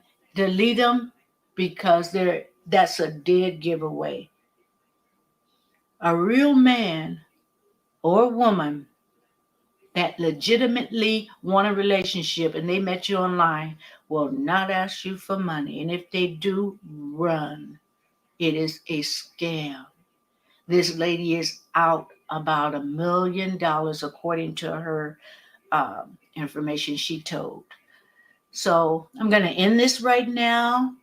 If you haven't already, please subscribe, give me a like, a comment, click the notification bell for further videos, and I hope to see you soon. Goodbye.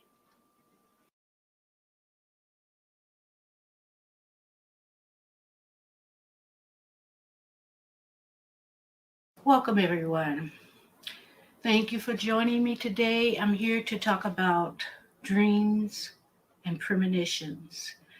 Premonitions is a strong feeling that you get and that something's going to happen, usually something unpleasant.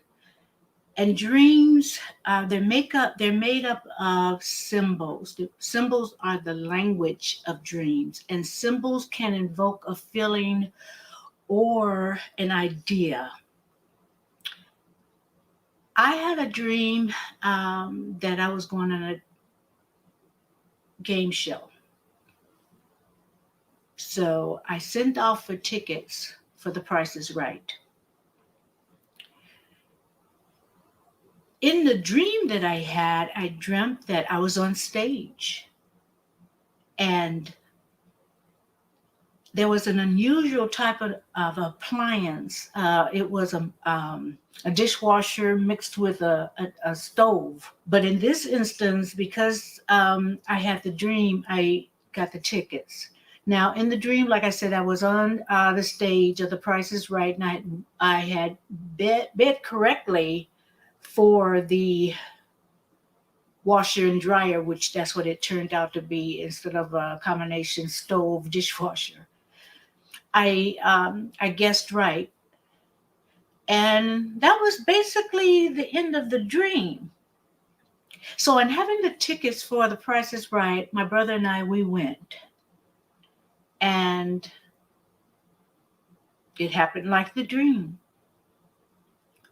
I played the grocery game and I won that. Where you have to guess the price and how many you want, and you have to be above a certain minimum price range and the high. You can't get over the high. So I won the baby grand piano, beautiful black lacquer baby grand. And I won the showcase, which was a trip. I won a car and I won a canoe, and I think that was it. So to me, that was a combination of a dream premonition, because I had the feeling that there was something to that dream. So that's why I decided to send for the tickets. I had this dream of this man, and I was afraid of this man, and he was after me, and that's the end of the dream. But as I woke up for the dream, I was awoke. When I woke up, I saw just a fade away of an image of a man. And at the same time, I was screaming at the guy. And that was the end of the dream. It shook me, and I didn't know, and that premonition, that borderline vision, you would say, it shook me, but I tried to erase it out of my mind. So and this was a while ago, I had a job that wasn't far. I was living in Los Angeles. I had a job that wasn't far from the area I lived.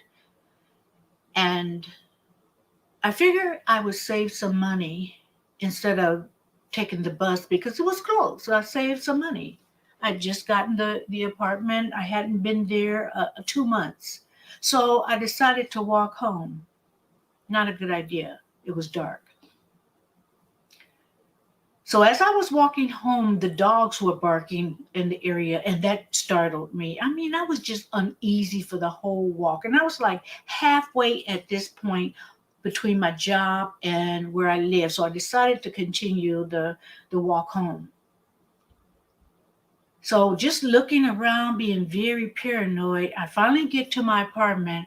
The way my apartment was, it was in a building. All the apartments was in a building. You go inside the building, and their individual apartments are inside the building. The mailboxes were as you walk into the building. I get my key, and I'm opening my mailbox, and I hear something behind me. So I look behind me, and it was a man.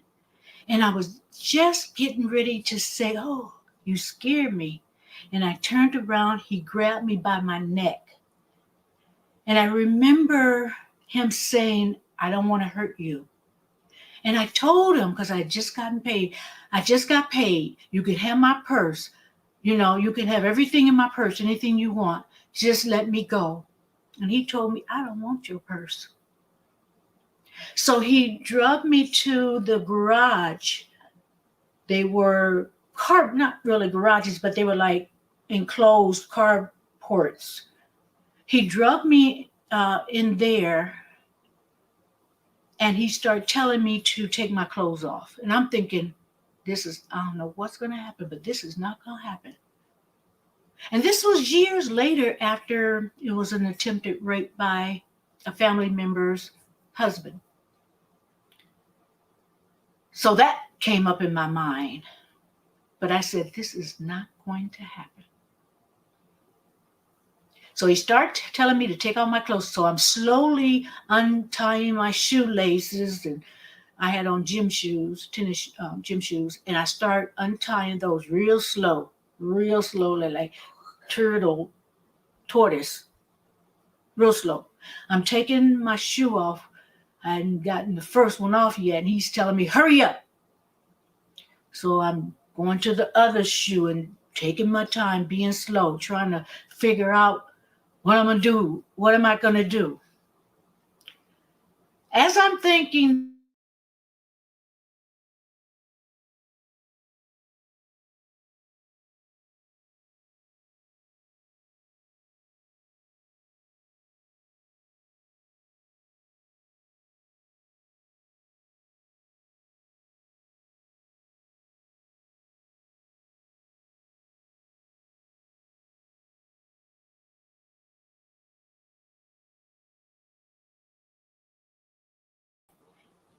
and it's gone. So he's telling me to hurry up. So I'm getting ready to take my socks off very slowly. So the car comes back, the same car, and slowly passes the structure. We both see it. This happened about 4 times. The cars just, it was strange. And there was nothing I can do. But on the last time, the perpetrator got afraid, scared, and ran off. So when he ran off, I ran off too. And the car was pulling off, and I'm grabbing the car door, pulling the guy that was driving because his door was open and trying to tell him excitedly what's happening. So he's, I get to tell him most of it. He says, now this guy could have been with the perpetrator, but that didn't even go through my mind. But I know a lot of you are probably thinking, well, he could have been, with the guy. But the guy ran, so, not so much. So anyway, the guy took me to his wife, where his wife lived. And for some reason, I trusted him. I don't know. I trusted that he wasn't going to take me anywhere and do something to me.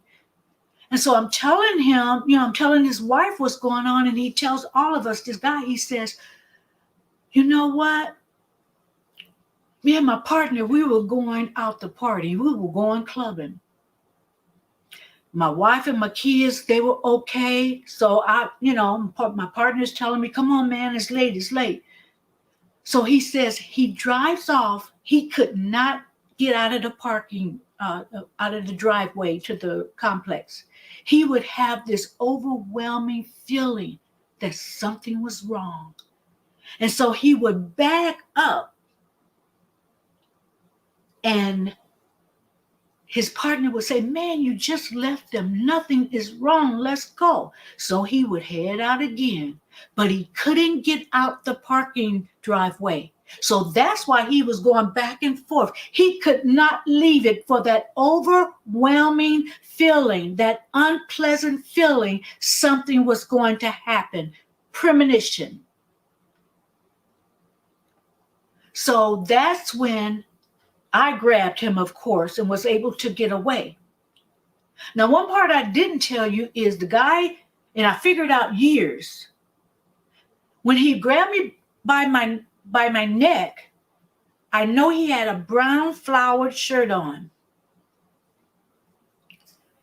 And this guy, when I was telling the guy that was driving what was going on, partly, and we continued the conversation because this guy came up and we didn't want to hear, him to hear anything I was saying. He came up and he said, and I remember this. Then afterwards, I remembered he had a flower shirt on. But he said, this day and age, people are still raping people. We had not mentioned rape. But for some reason, it didn't click in my mind, and it didn't click in the driver's mind to say that in front of him. So he might have had a gun, knife, or anything, and to kill both of us. I don't know. But have any of you guys had a dream that's come to pass, or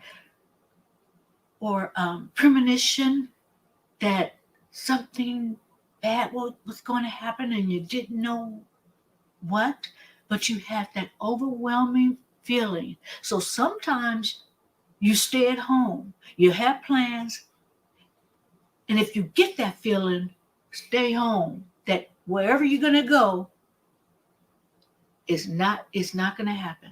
I was told by a family member he was going someplace and he was told not to go. But he rebuked it and he went. When he went to his destination, he fell ill. And now he wonders, what if I didn't go? Because him falling ill and the amount of time that it took to get to the hospital, a lot of damage had happened. So follow your mind about strong feelings that you have. Don't go there. Don't have this person over. Don't let this person know where you live. A dream that could be a combination, premonition. We have intuition. Ladies seem to have it more, I think, because we're so in touch. Men have it too. Follow that feeling of dread if you have it. So I'm going to finish this video. I just want to come on and just share that with you because I do believe in dreams and premonitions. And I do believe that divine intervention is behind it. A warning to you not to go through with something. So I'm going to leave you right there, and I hope you enjoyed the video. Of course, I want you to subscribe and hit the notification bell. I want you to give me a like and also make comments. As I said, let me know if you've had some experiences. Don't go into a lot of detail because, uh, whatever you feel like you can get the point across. And if you'd like, I will make a video, and with your permission, I'll read your comment. I'll read your premonition or your dream that you've experienced. So again, I'm going to leave you for right now, and I'll be back with another video that you'll enjoy. Thank you for joining me.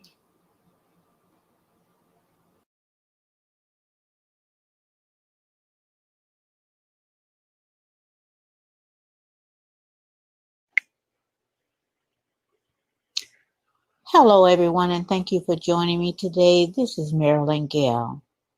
Before I get started, let me remind anyone that has not subscribed to my YouTube channel, you can do that and click the notification bell to get more of my podcasts. Okay, I just came on here really quickly to just appeal to the faith healers. Okay, there was healers out there that would hold crusades, and people from out of the audience, whatever illness, disease, conditions they had, would march up there to the pastor and get healed. Okay, and this is just not one person. You guys are probably very aware of one of the people I'm talking about, but there have been many others, these faith healers. Okay, we have a very serious pandemic. So why don't you guys go to the hospitals? You know, put your mask on. If your faith healing skills are on point, you really don't have to lay hands on them. But even if you did, wear your gloves. Wear your gloves. Be safe. I know you will. But why don't you go to the hospitals and heal and ask God to heal these people with the virus? Why don't you all come together? Because the word does say, when two or more agree. Why don't you guys join the many people who don't have millions of or thousands, I don't know, of followers because they believe that God has given you the power to heal? Why don't you join forces with them for this virus that has reached worldwide? I haven't heard from you. I haven't heard a peep from you. And then people wonder why people don't want to be bothered with the type of people I'm talking about. Oh, you're gonna have to pay for that. You're gonna be judged for that. All you false prophets. You're gonna pay for that, for leading people astray.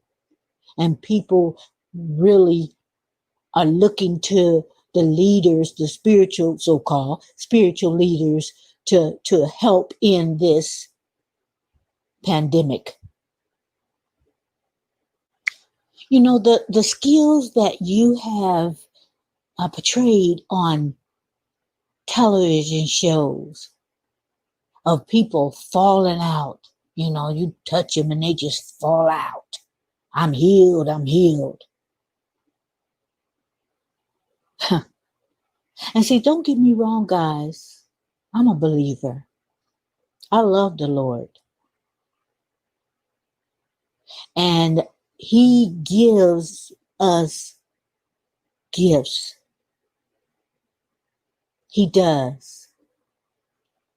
Use them if He give them to you. But when you are given a gift and then something comes about that we really, really need to, now we need to see something, and you go ghost on us. Haven't heard from you. Haven't seen, any specials on TV. We gonna all get together and we gonna pray this thing through, So everybody, we gonna all petition the Lord. This would be the time, so-called pastors. This is the time. See, my belief is, and many would agree, you can't heal yourself. You can't heal nobody. You did it for the money. I've seen it in action, guys. Because one of these, I went with someone that wanted me to go with them. And I was curious, so I went. And a lot of what I heard was, gimme, gimme, gimme. Even had people hold their right hand up and promise to the Lord that they would give more. That was the premise of all what was going on. That was the bottom line. Okay. I'm not going to go on. You guys get the picture.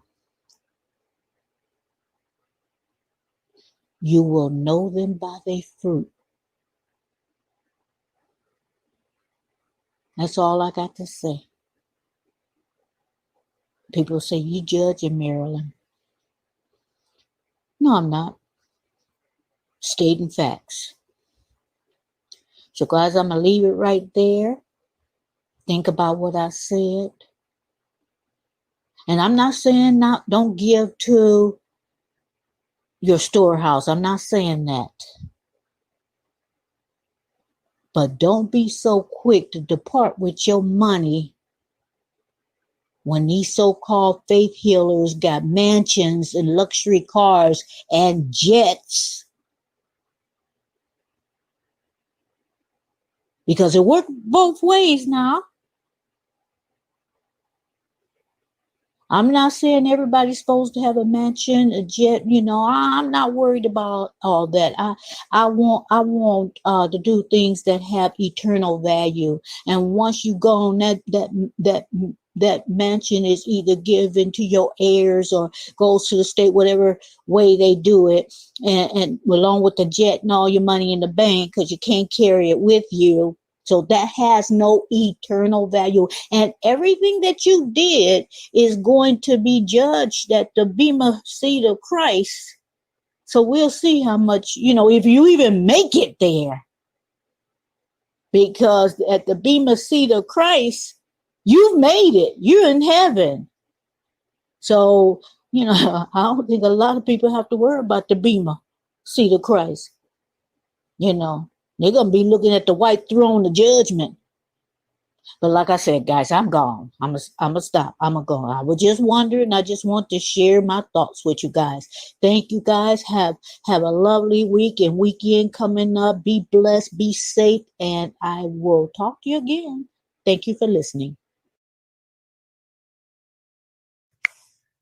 Hello, everyone, and thank you for joining me today. This is Marilyn Gale. Before I get started with this very short podcast, I just want to remind anyone that has not followed or subscribed to my channel, you can do that now. And also hit that notification bell. Okay, what I want to just talk to you about is karma, making it right. If there is someone in your life that you think that you have not been fair with, that you might even have done them wrong, reach out to them, apologize to them, get that off of you because you will reap what you sow. But you stay in good standing with that person. Now, I'm not saying that the people that are toxic in your life, and when they come, here comes trouble. And you notice that when they're around, uh, your life just go down the toilet, basically. Your finances are affected because they always want to borrow money that they never pay back. Okay, and to that I would say never loan money. If you can't give it away, don't loan money. Um, like I said, to the toxic people that you can forgive them without them being in your circle, but just get it off of you so you can operate in what uh, positive things are supposed to be in your life, what blessings are supposed to come your way. You do not want to block your blessings. So basically, guys, that's all I wanted to say. And actually, I'm actually talking to myself. I have to stop myself sometimes, a lot of times, I have to stop myself and avoid certain people because they bring that spirit of poverty. And before you know, like, wow, seem like you got a hole in your pocket, and get some money and just go out of your pocket like by magic or something. And that's not by accident. When I keep certain people out of my life, it just seems like I have an abundance. And then when I deal with those people, I start being in lack because of what they bring, what negativity they bring to me. Guys, let them stay in lack and go on about your business. Go about your business with no hate in your heart, no animosity in your heart. Wish them well, and then surround yourself with like-minded people, with positive people that you can enhance their life in whatever way, and they in return will do that, and not forcefully. But anyway, that's all I got. I just want to say that because I'm telling you from experience, it works for me. But you make it right if you are the cause of something. If you could have done something differently, which would have caused a different outcome, make it right. So there you have it. Everyone have a good evening. Thank you for joining me, and I'll see you again. Be blessed and stay safe. Good night. Hello, everyone, and thank you for joining me today. This is Marilyn Gale. Listen, people, this is getting crazy. People are going crazy for Popeye's sold out chicken sandwiches, but this is taking it 3 steps too far.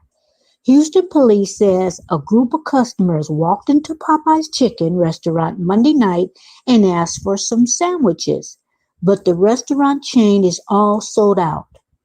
News. The foursome did not want to hear that.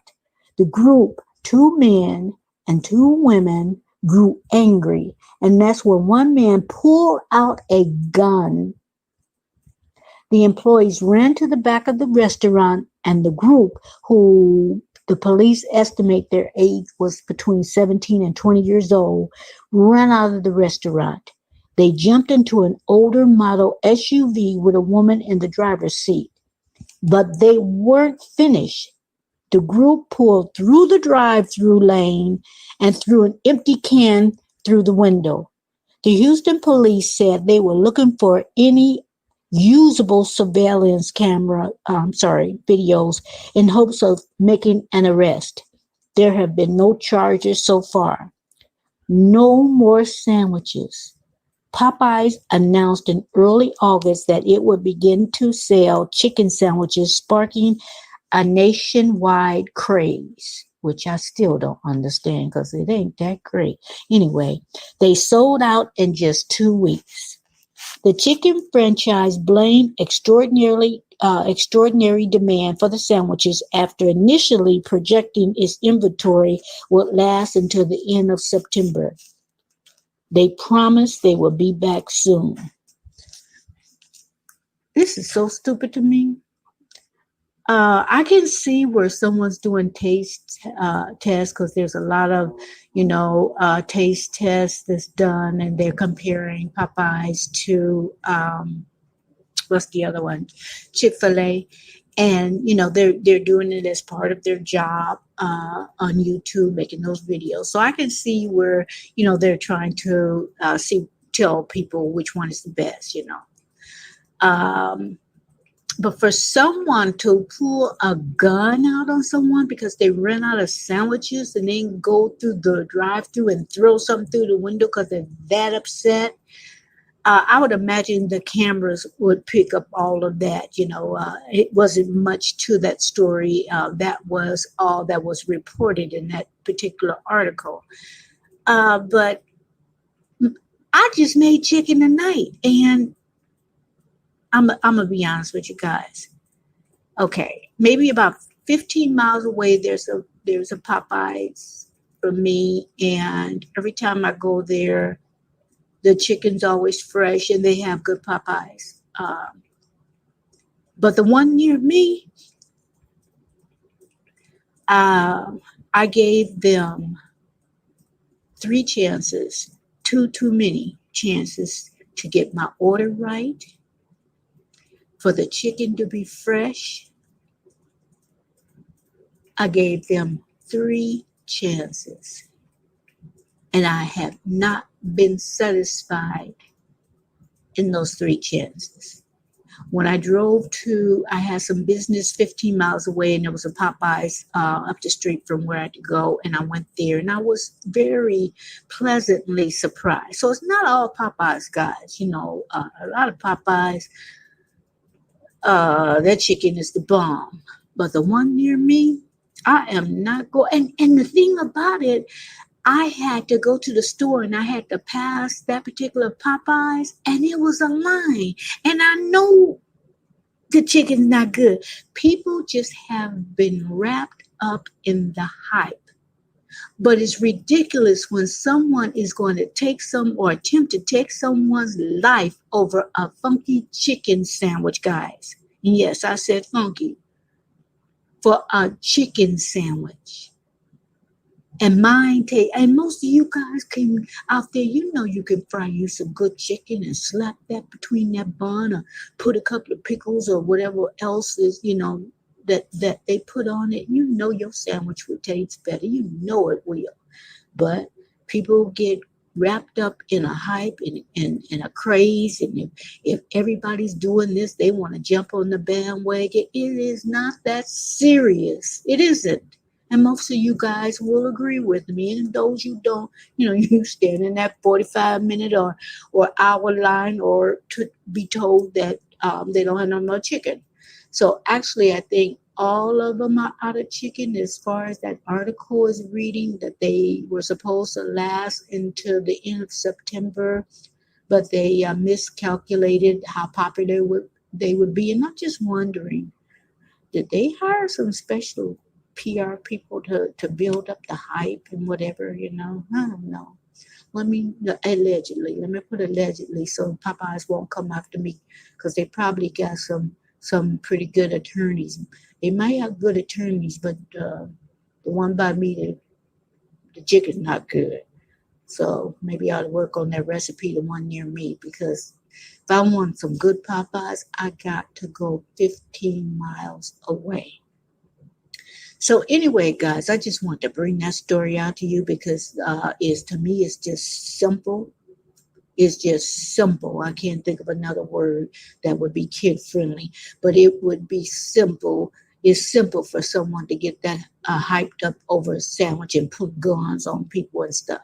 Okay, I'm gonna leave you with that, guys. Please subscribe if you haven't done so, and hit that notification bell. And I'll see you again, and it won't be about Popeyes. Thank you for joining me. Good night.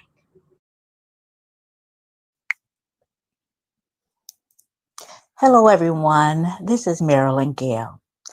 I wanted to share some things with my audience regarding Richard Penniman, aka Little Richard. Now, he was born in Macon, Georgia. We've heard all his accomplishments, his trials, and his tribulations. We know his dad was murdered by his best friend, supposedly over peanuts, literally. His dad owned a peanut machine and his friend shot him in the head over 50 cents that was in the machine. That's the story out. We know that he grew up in church. Many do not know his struggles and his spirituality throughout his life. He struggled with his lifestyle and which road he would continue his journey. To me, it was apparent to identify the times Little Richard was on the right path because he changed his hair, because he wore it natural and stopped putting the powder on his face. He looked fantastic that way.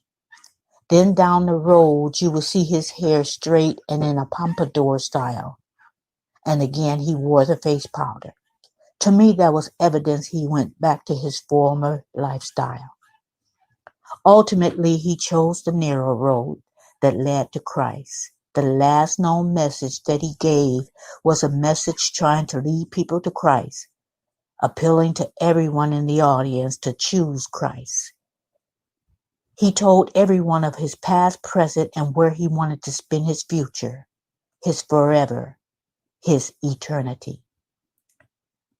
Richard made it apparent that he wanted to spend his forever with the Lord. He extended the invitation of making Jesus their Lord and Savior at that meeting. He said how some very famous people wanted to work with him and offered him jobs that was very appealing. However, he had to turn them down because he knew he could not and would not try to serve two masters. He did mention Lee Daniels and Jay-Z. He had to choose which master he would serve, and unfortunately for him, he chose the road to Christ. I have seen in previous years he chose Christ. However, the limelight kept calling him back, and the pressure got to him. Over 20 years, Richard Penniman, Little Richard, was confined to a wheelchair and had constant pain. He described the pain as if his legs would fall off.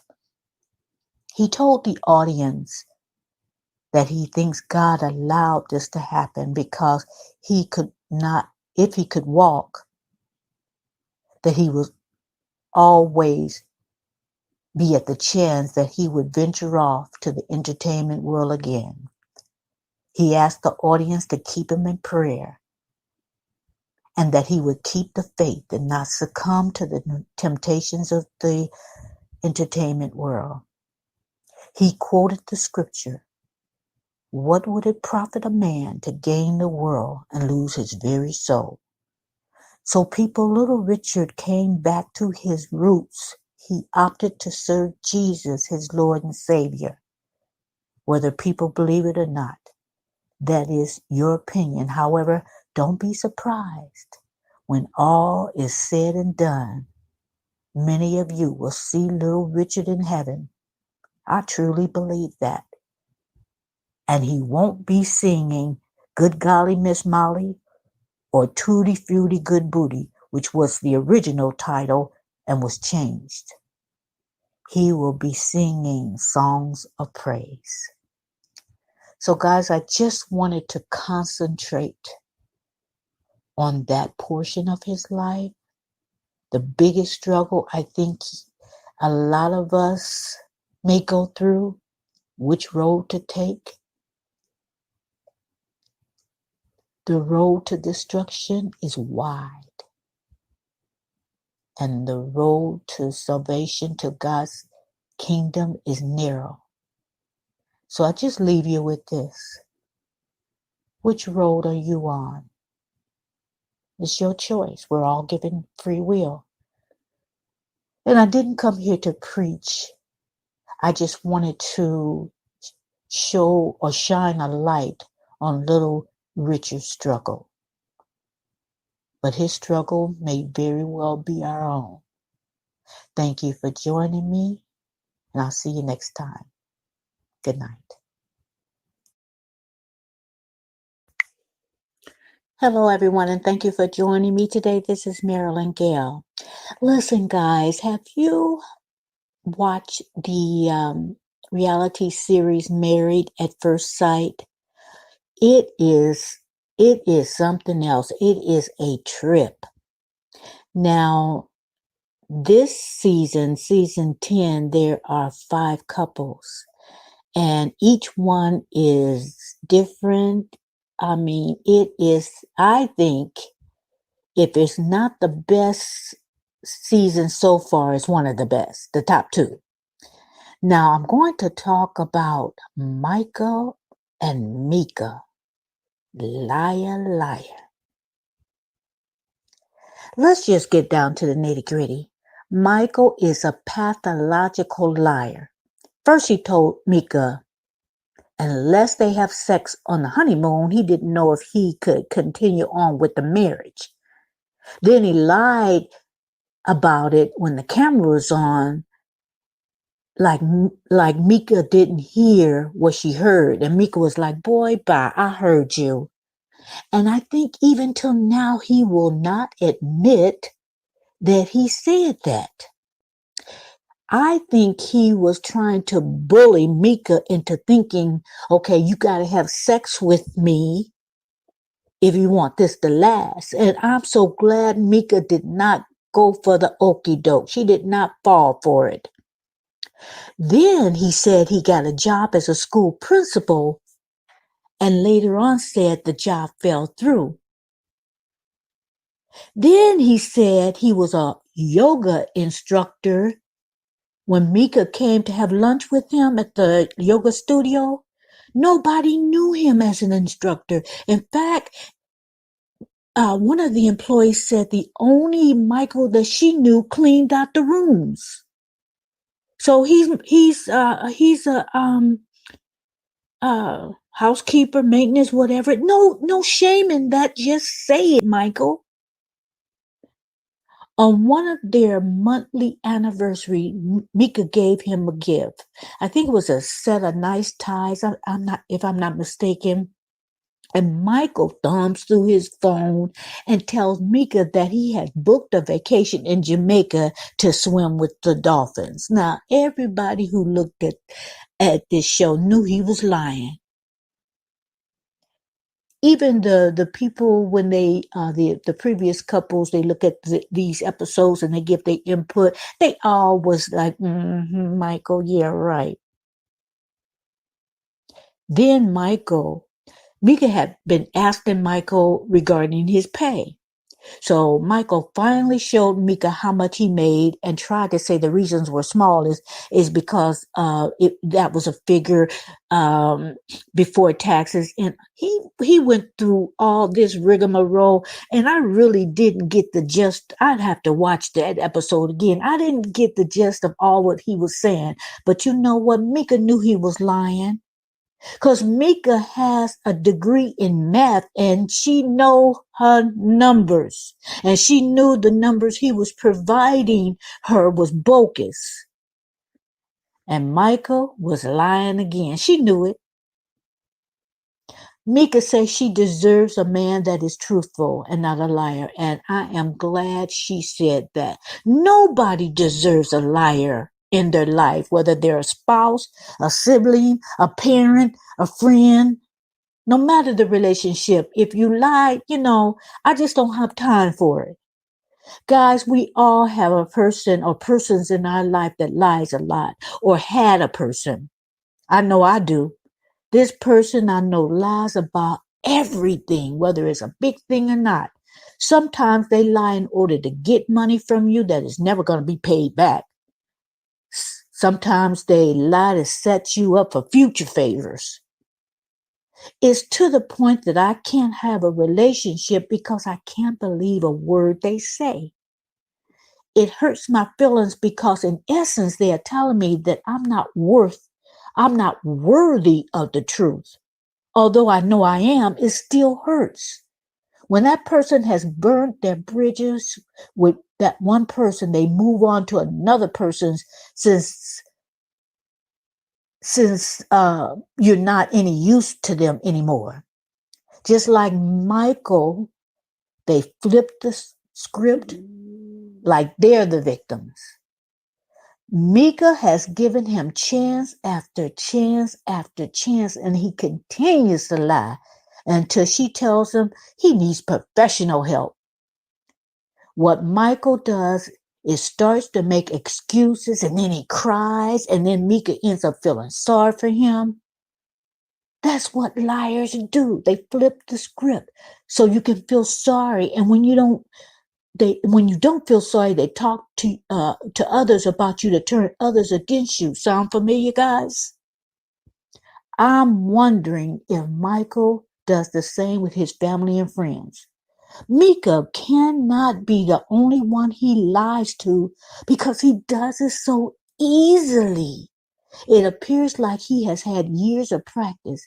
He didn't just start telling lies. He didn't just wake up telling lies. He didn't just start telling lies when he married Mika. So to me, his family and friends would have to, they watching them series like, Mika, I don't want to come out and say it, but you are married to a liar. I know they know that. A liar is not being fair to the other party, whether it's a spouse or anyone, because they take away the opportunity of the other person to really truly see who they are. Mika has not a clue thus far who Michael really is, not even a little bit, because he's a liar.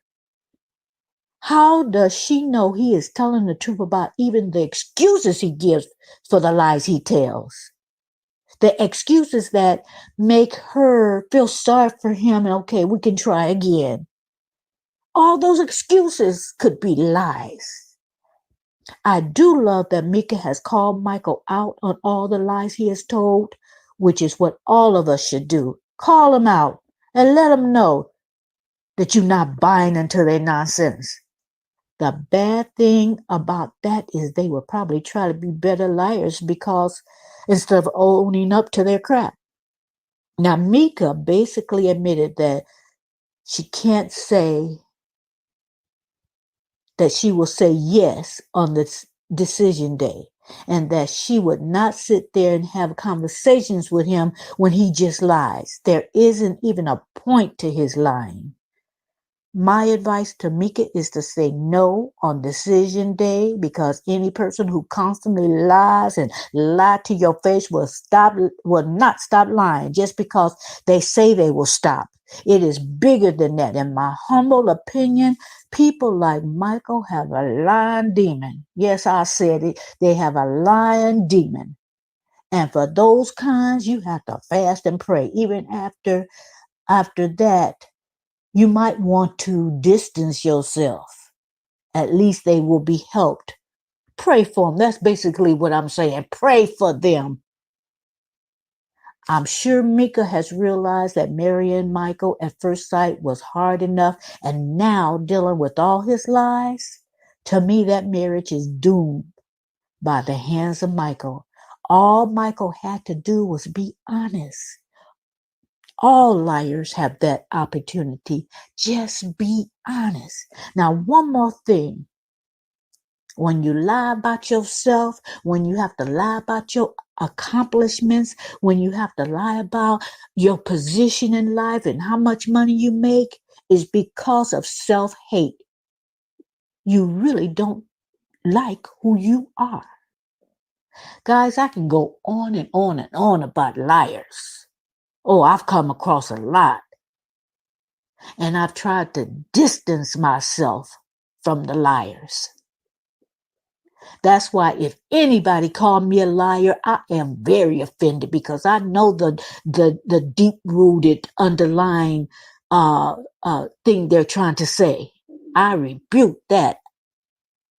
That is offensive when you tell the truth, and because they can't grasp it in their mind what you trying to say, they call you a liar. Oh, I've been called a liar, and you had called me a liar. You don't get a second chance to call me a liar. You don't get another chance and expect to be in my life. Oh, no, no, no. Dismissed. You're dismissed. But anyway, guys, I am going to end it there. Thank you for joining. If you have not subscribed, you can do that right now. Click that notification bell, and I'll see you next time. Everyone, have a good day. Have a good rest of the week. Good night.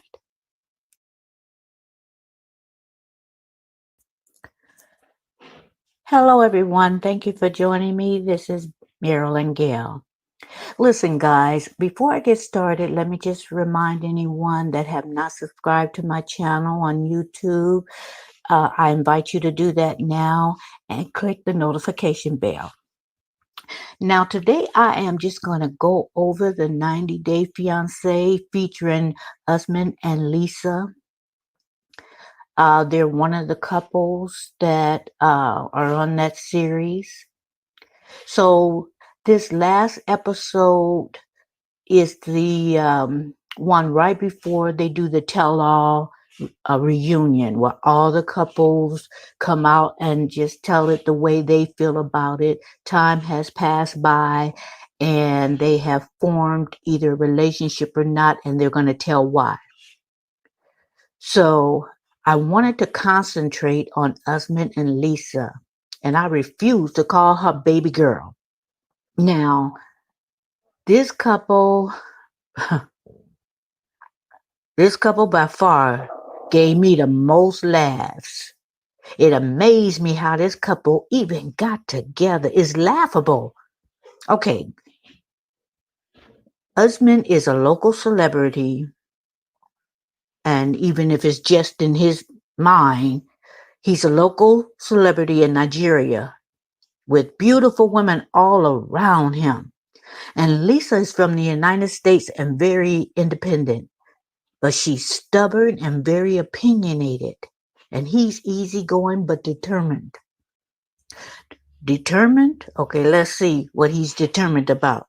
The fact that he is Nigerian and she is white is not even the issue. The issue is she treats him like a red-headed stepchild. Sorry, redheads. She finds something to argue about, to fuss about, to be angry about at him about every single day, it seems. Even Usman says, is it possible? Is it even possible that I can be wrong all the time? Okay. I know it's obvious that I'm going to call him Soldier Boy because I get that name. I don't know if it's Usman or Usman. I think it's Usman, but I'm going to call him Soldier Boy. He wants to come to the United States. He feels that he will be more successful in the States, that his career will take off in the States. So he's determined to get there. But man, that's a high cost to pay to marry Lisa, to get over here, to pursue something that there's no promises. There's people in the United States that have been trying to do what you're doing, Soldier Boy, for years and years. Sometimes it pays off, most times it don't. But if you marry Lisa and stay with that woman, you'll never get a day's peace. Now, let me repeat that to you, soldier boy. You will never get a day's peace. Now, Soldier Boy's mom finally gave Lisa and him her blessings. I think because he told the family that Lisa was a doctor and made it seem more appealing that Lisa would be his wife. The mom was given a goat as part of the deal. And I must say, it was the best looking goat in the bunch. She even prayed with the mom as a Muslim. Even though Lisa said she's a Christian, people sure use that term Christian loosely. Lisa finds a message from another woman in Soldier Boy's phone and calls the woman a whore. Now, why she got to be a whore? Lisa, you the one that came from America to Nigeria lusting after that man. Now, it was even said that Lisa got upset with Soldier Boy and called him the N-word. But she wants everyone to forget about that. And Soldier Boy told us that little tidbit of news himself. And he knows the impact that word, he knows that in America, we don't like that word. And she knows that word is a word that should not be in your vocabulary. So when she used it, she knew what she was saying. Now she's trying to backpedal and say, well, you know what? I asked for forgiveness and went around the world to say something asinine. So, Soldier Boy, someone who calls you that despicable word and you still want to marry them? Because every time she gets upset with you, you're going to be that in her mind. It shows me you will give up your self-respect to get what you want. Even right before the wedding, Lisa showed her behind and embarrassed you in front of your brothers, and you still want to marry her? She brought things up to his two brothers, Farouk and Mohammed, your problems, which the two of you spoke about. However, when your brothers told her what your Muslim beliefs were and how the man is the head, now you know what? Whatever we feel about it, that's the culture. And if you marry someone in the culture, you better know what you're getting into. So, but she's so blinded by wanting a man. She's so thirsty for wanting a man. She will put aside everything to marry him. And the thing about it is, in my opinion, one of the reasons why she treats him that way, in my opinion, I think, and she doesn't want to admit to it or own up to it, I think she really knows what she's doing is not going to work.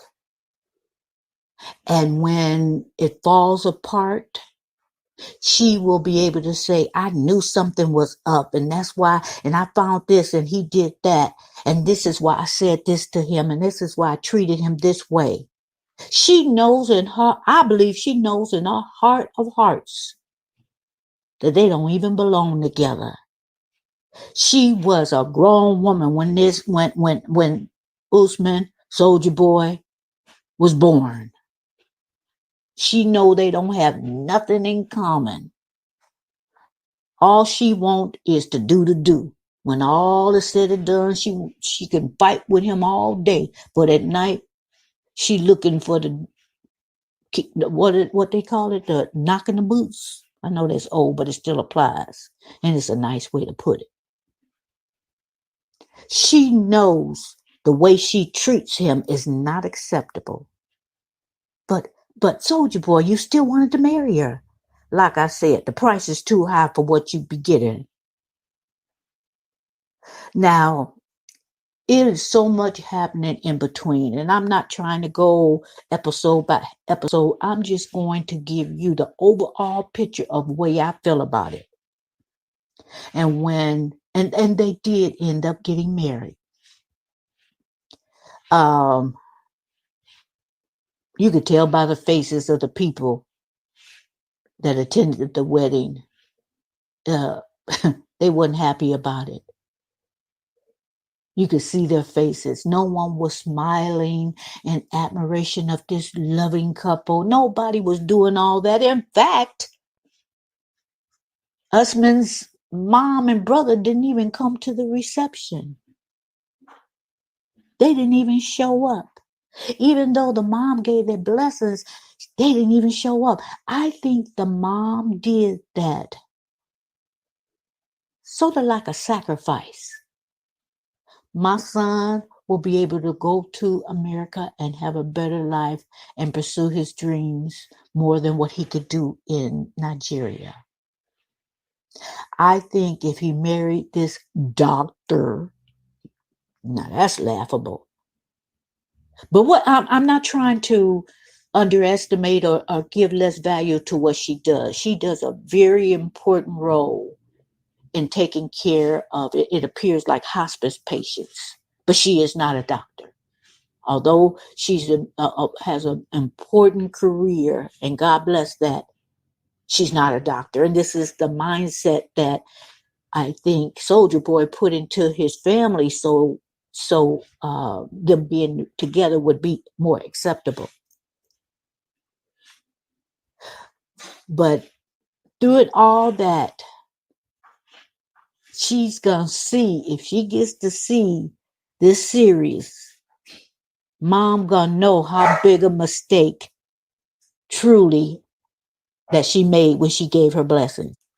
Now, when Lisa finally went home, ooh, now I felt the relief of that. Like, Soldier Boy, you gonna finally get some peace and quiet. I mean, I even felt a sense of relief. Ooh, she going home. And then, got the nerve to try to shed a tear. Right. Shed that one little tear you trying to squeeze out of your eye. You done treated that man like dirt. And now it's time for you to go home. And now you all the time that you spent with him, you argue with him every day. You need a rest. Your lips need a rest. Now, the bottom line, this union is laughable, and marriage should not be a laughing matter. It is supposed to be a serious commitment. I see a lady that argues continuously with someone she says she loves, and a man that, in order to fulfill his dreams, will lose himself to accomplish that dream. A man that will take emotional and mental abuse. Now, some people say this series is fake. I truly, truly hope it is, because nobody should put up with this ridiculous behavior. The sad part would be that this is real. These are real emotions, real circumstances. Lisa said at least a few times that Usman is the man of her dreams. The man of your dreams. All I can say is, if this is real, this is the start of an ongoing, reoccurring nightmare. One last thing. When they kissed, Soldier Boy should have gotten an Emmy Award, because he said initially she was only 70% of what he wanted. 70%. And I think by the end of the involvement with her before she went home, I think that would have dropped drastically. Maybe about 5% of being attracted to her. 2% of wanting to be with her, and probably 1% of wanting to come to America. No, I think he still has that dream because he's fixated on that. Now,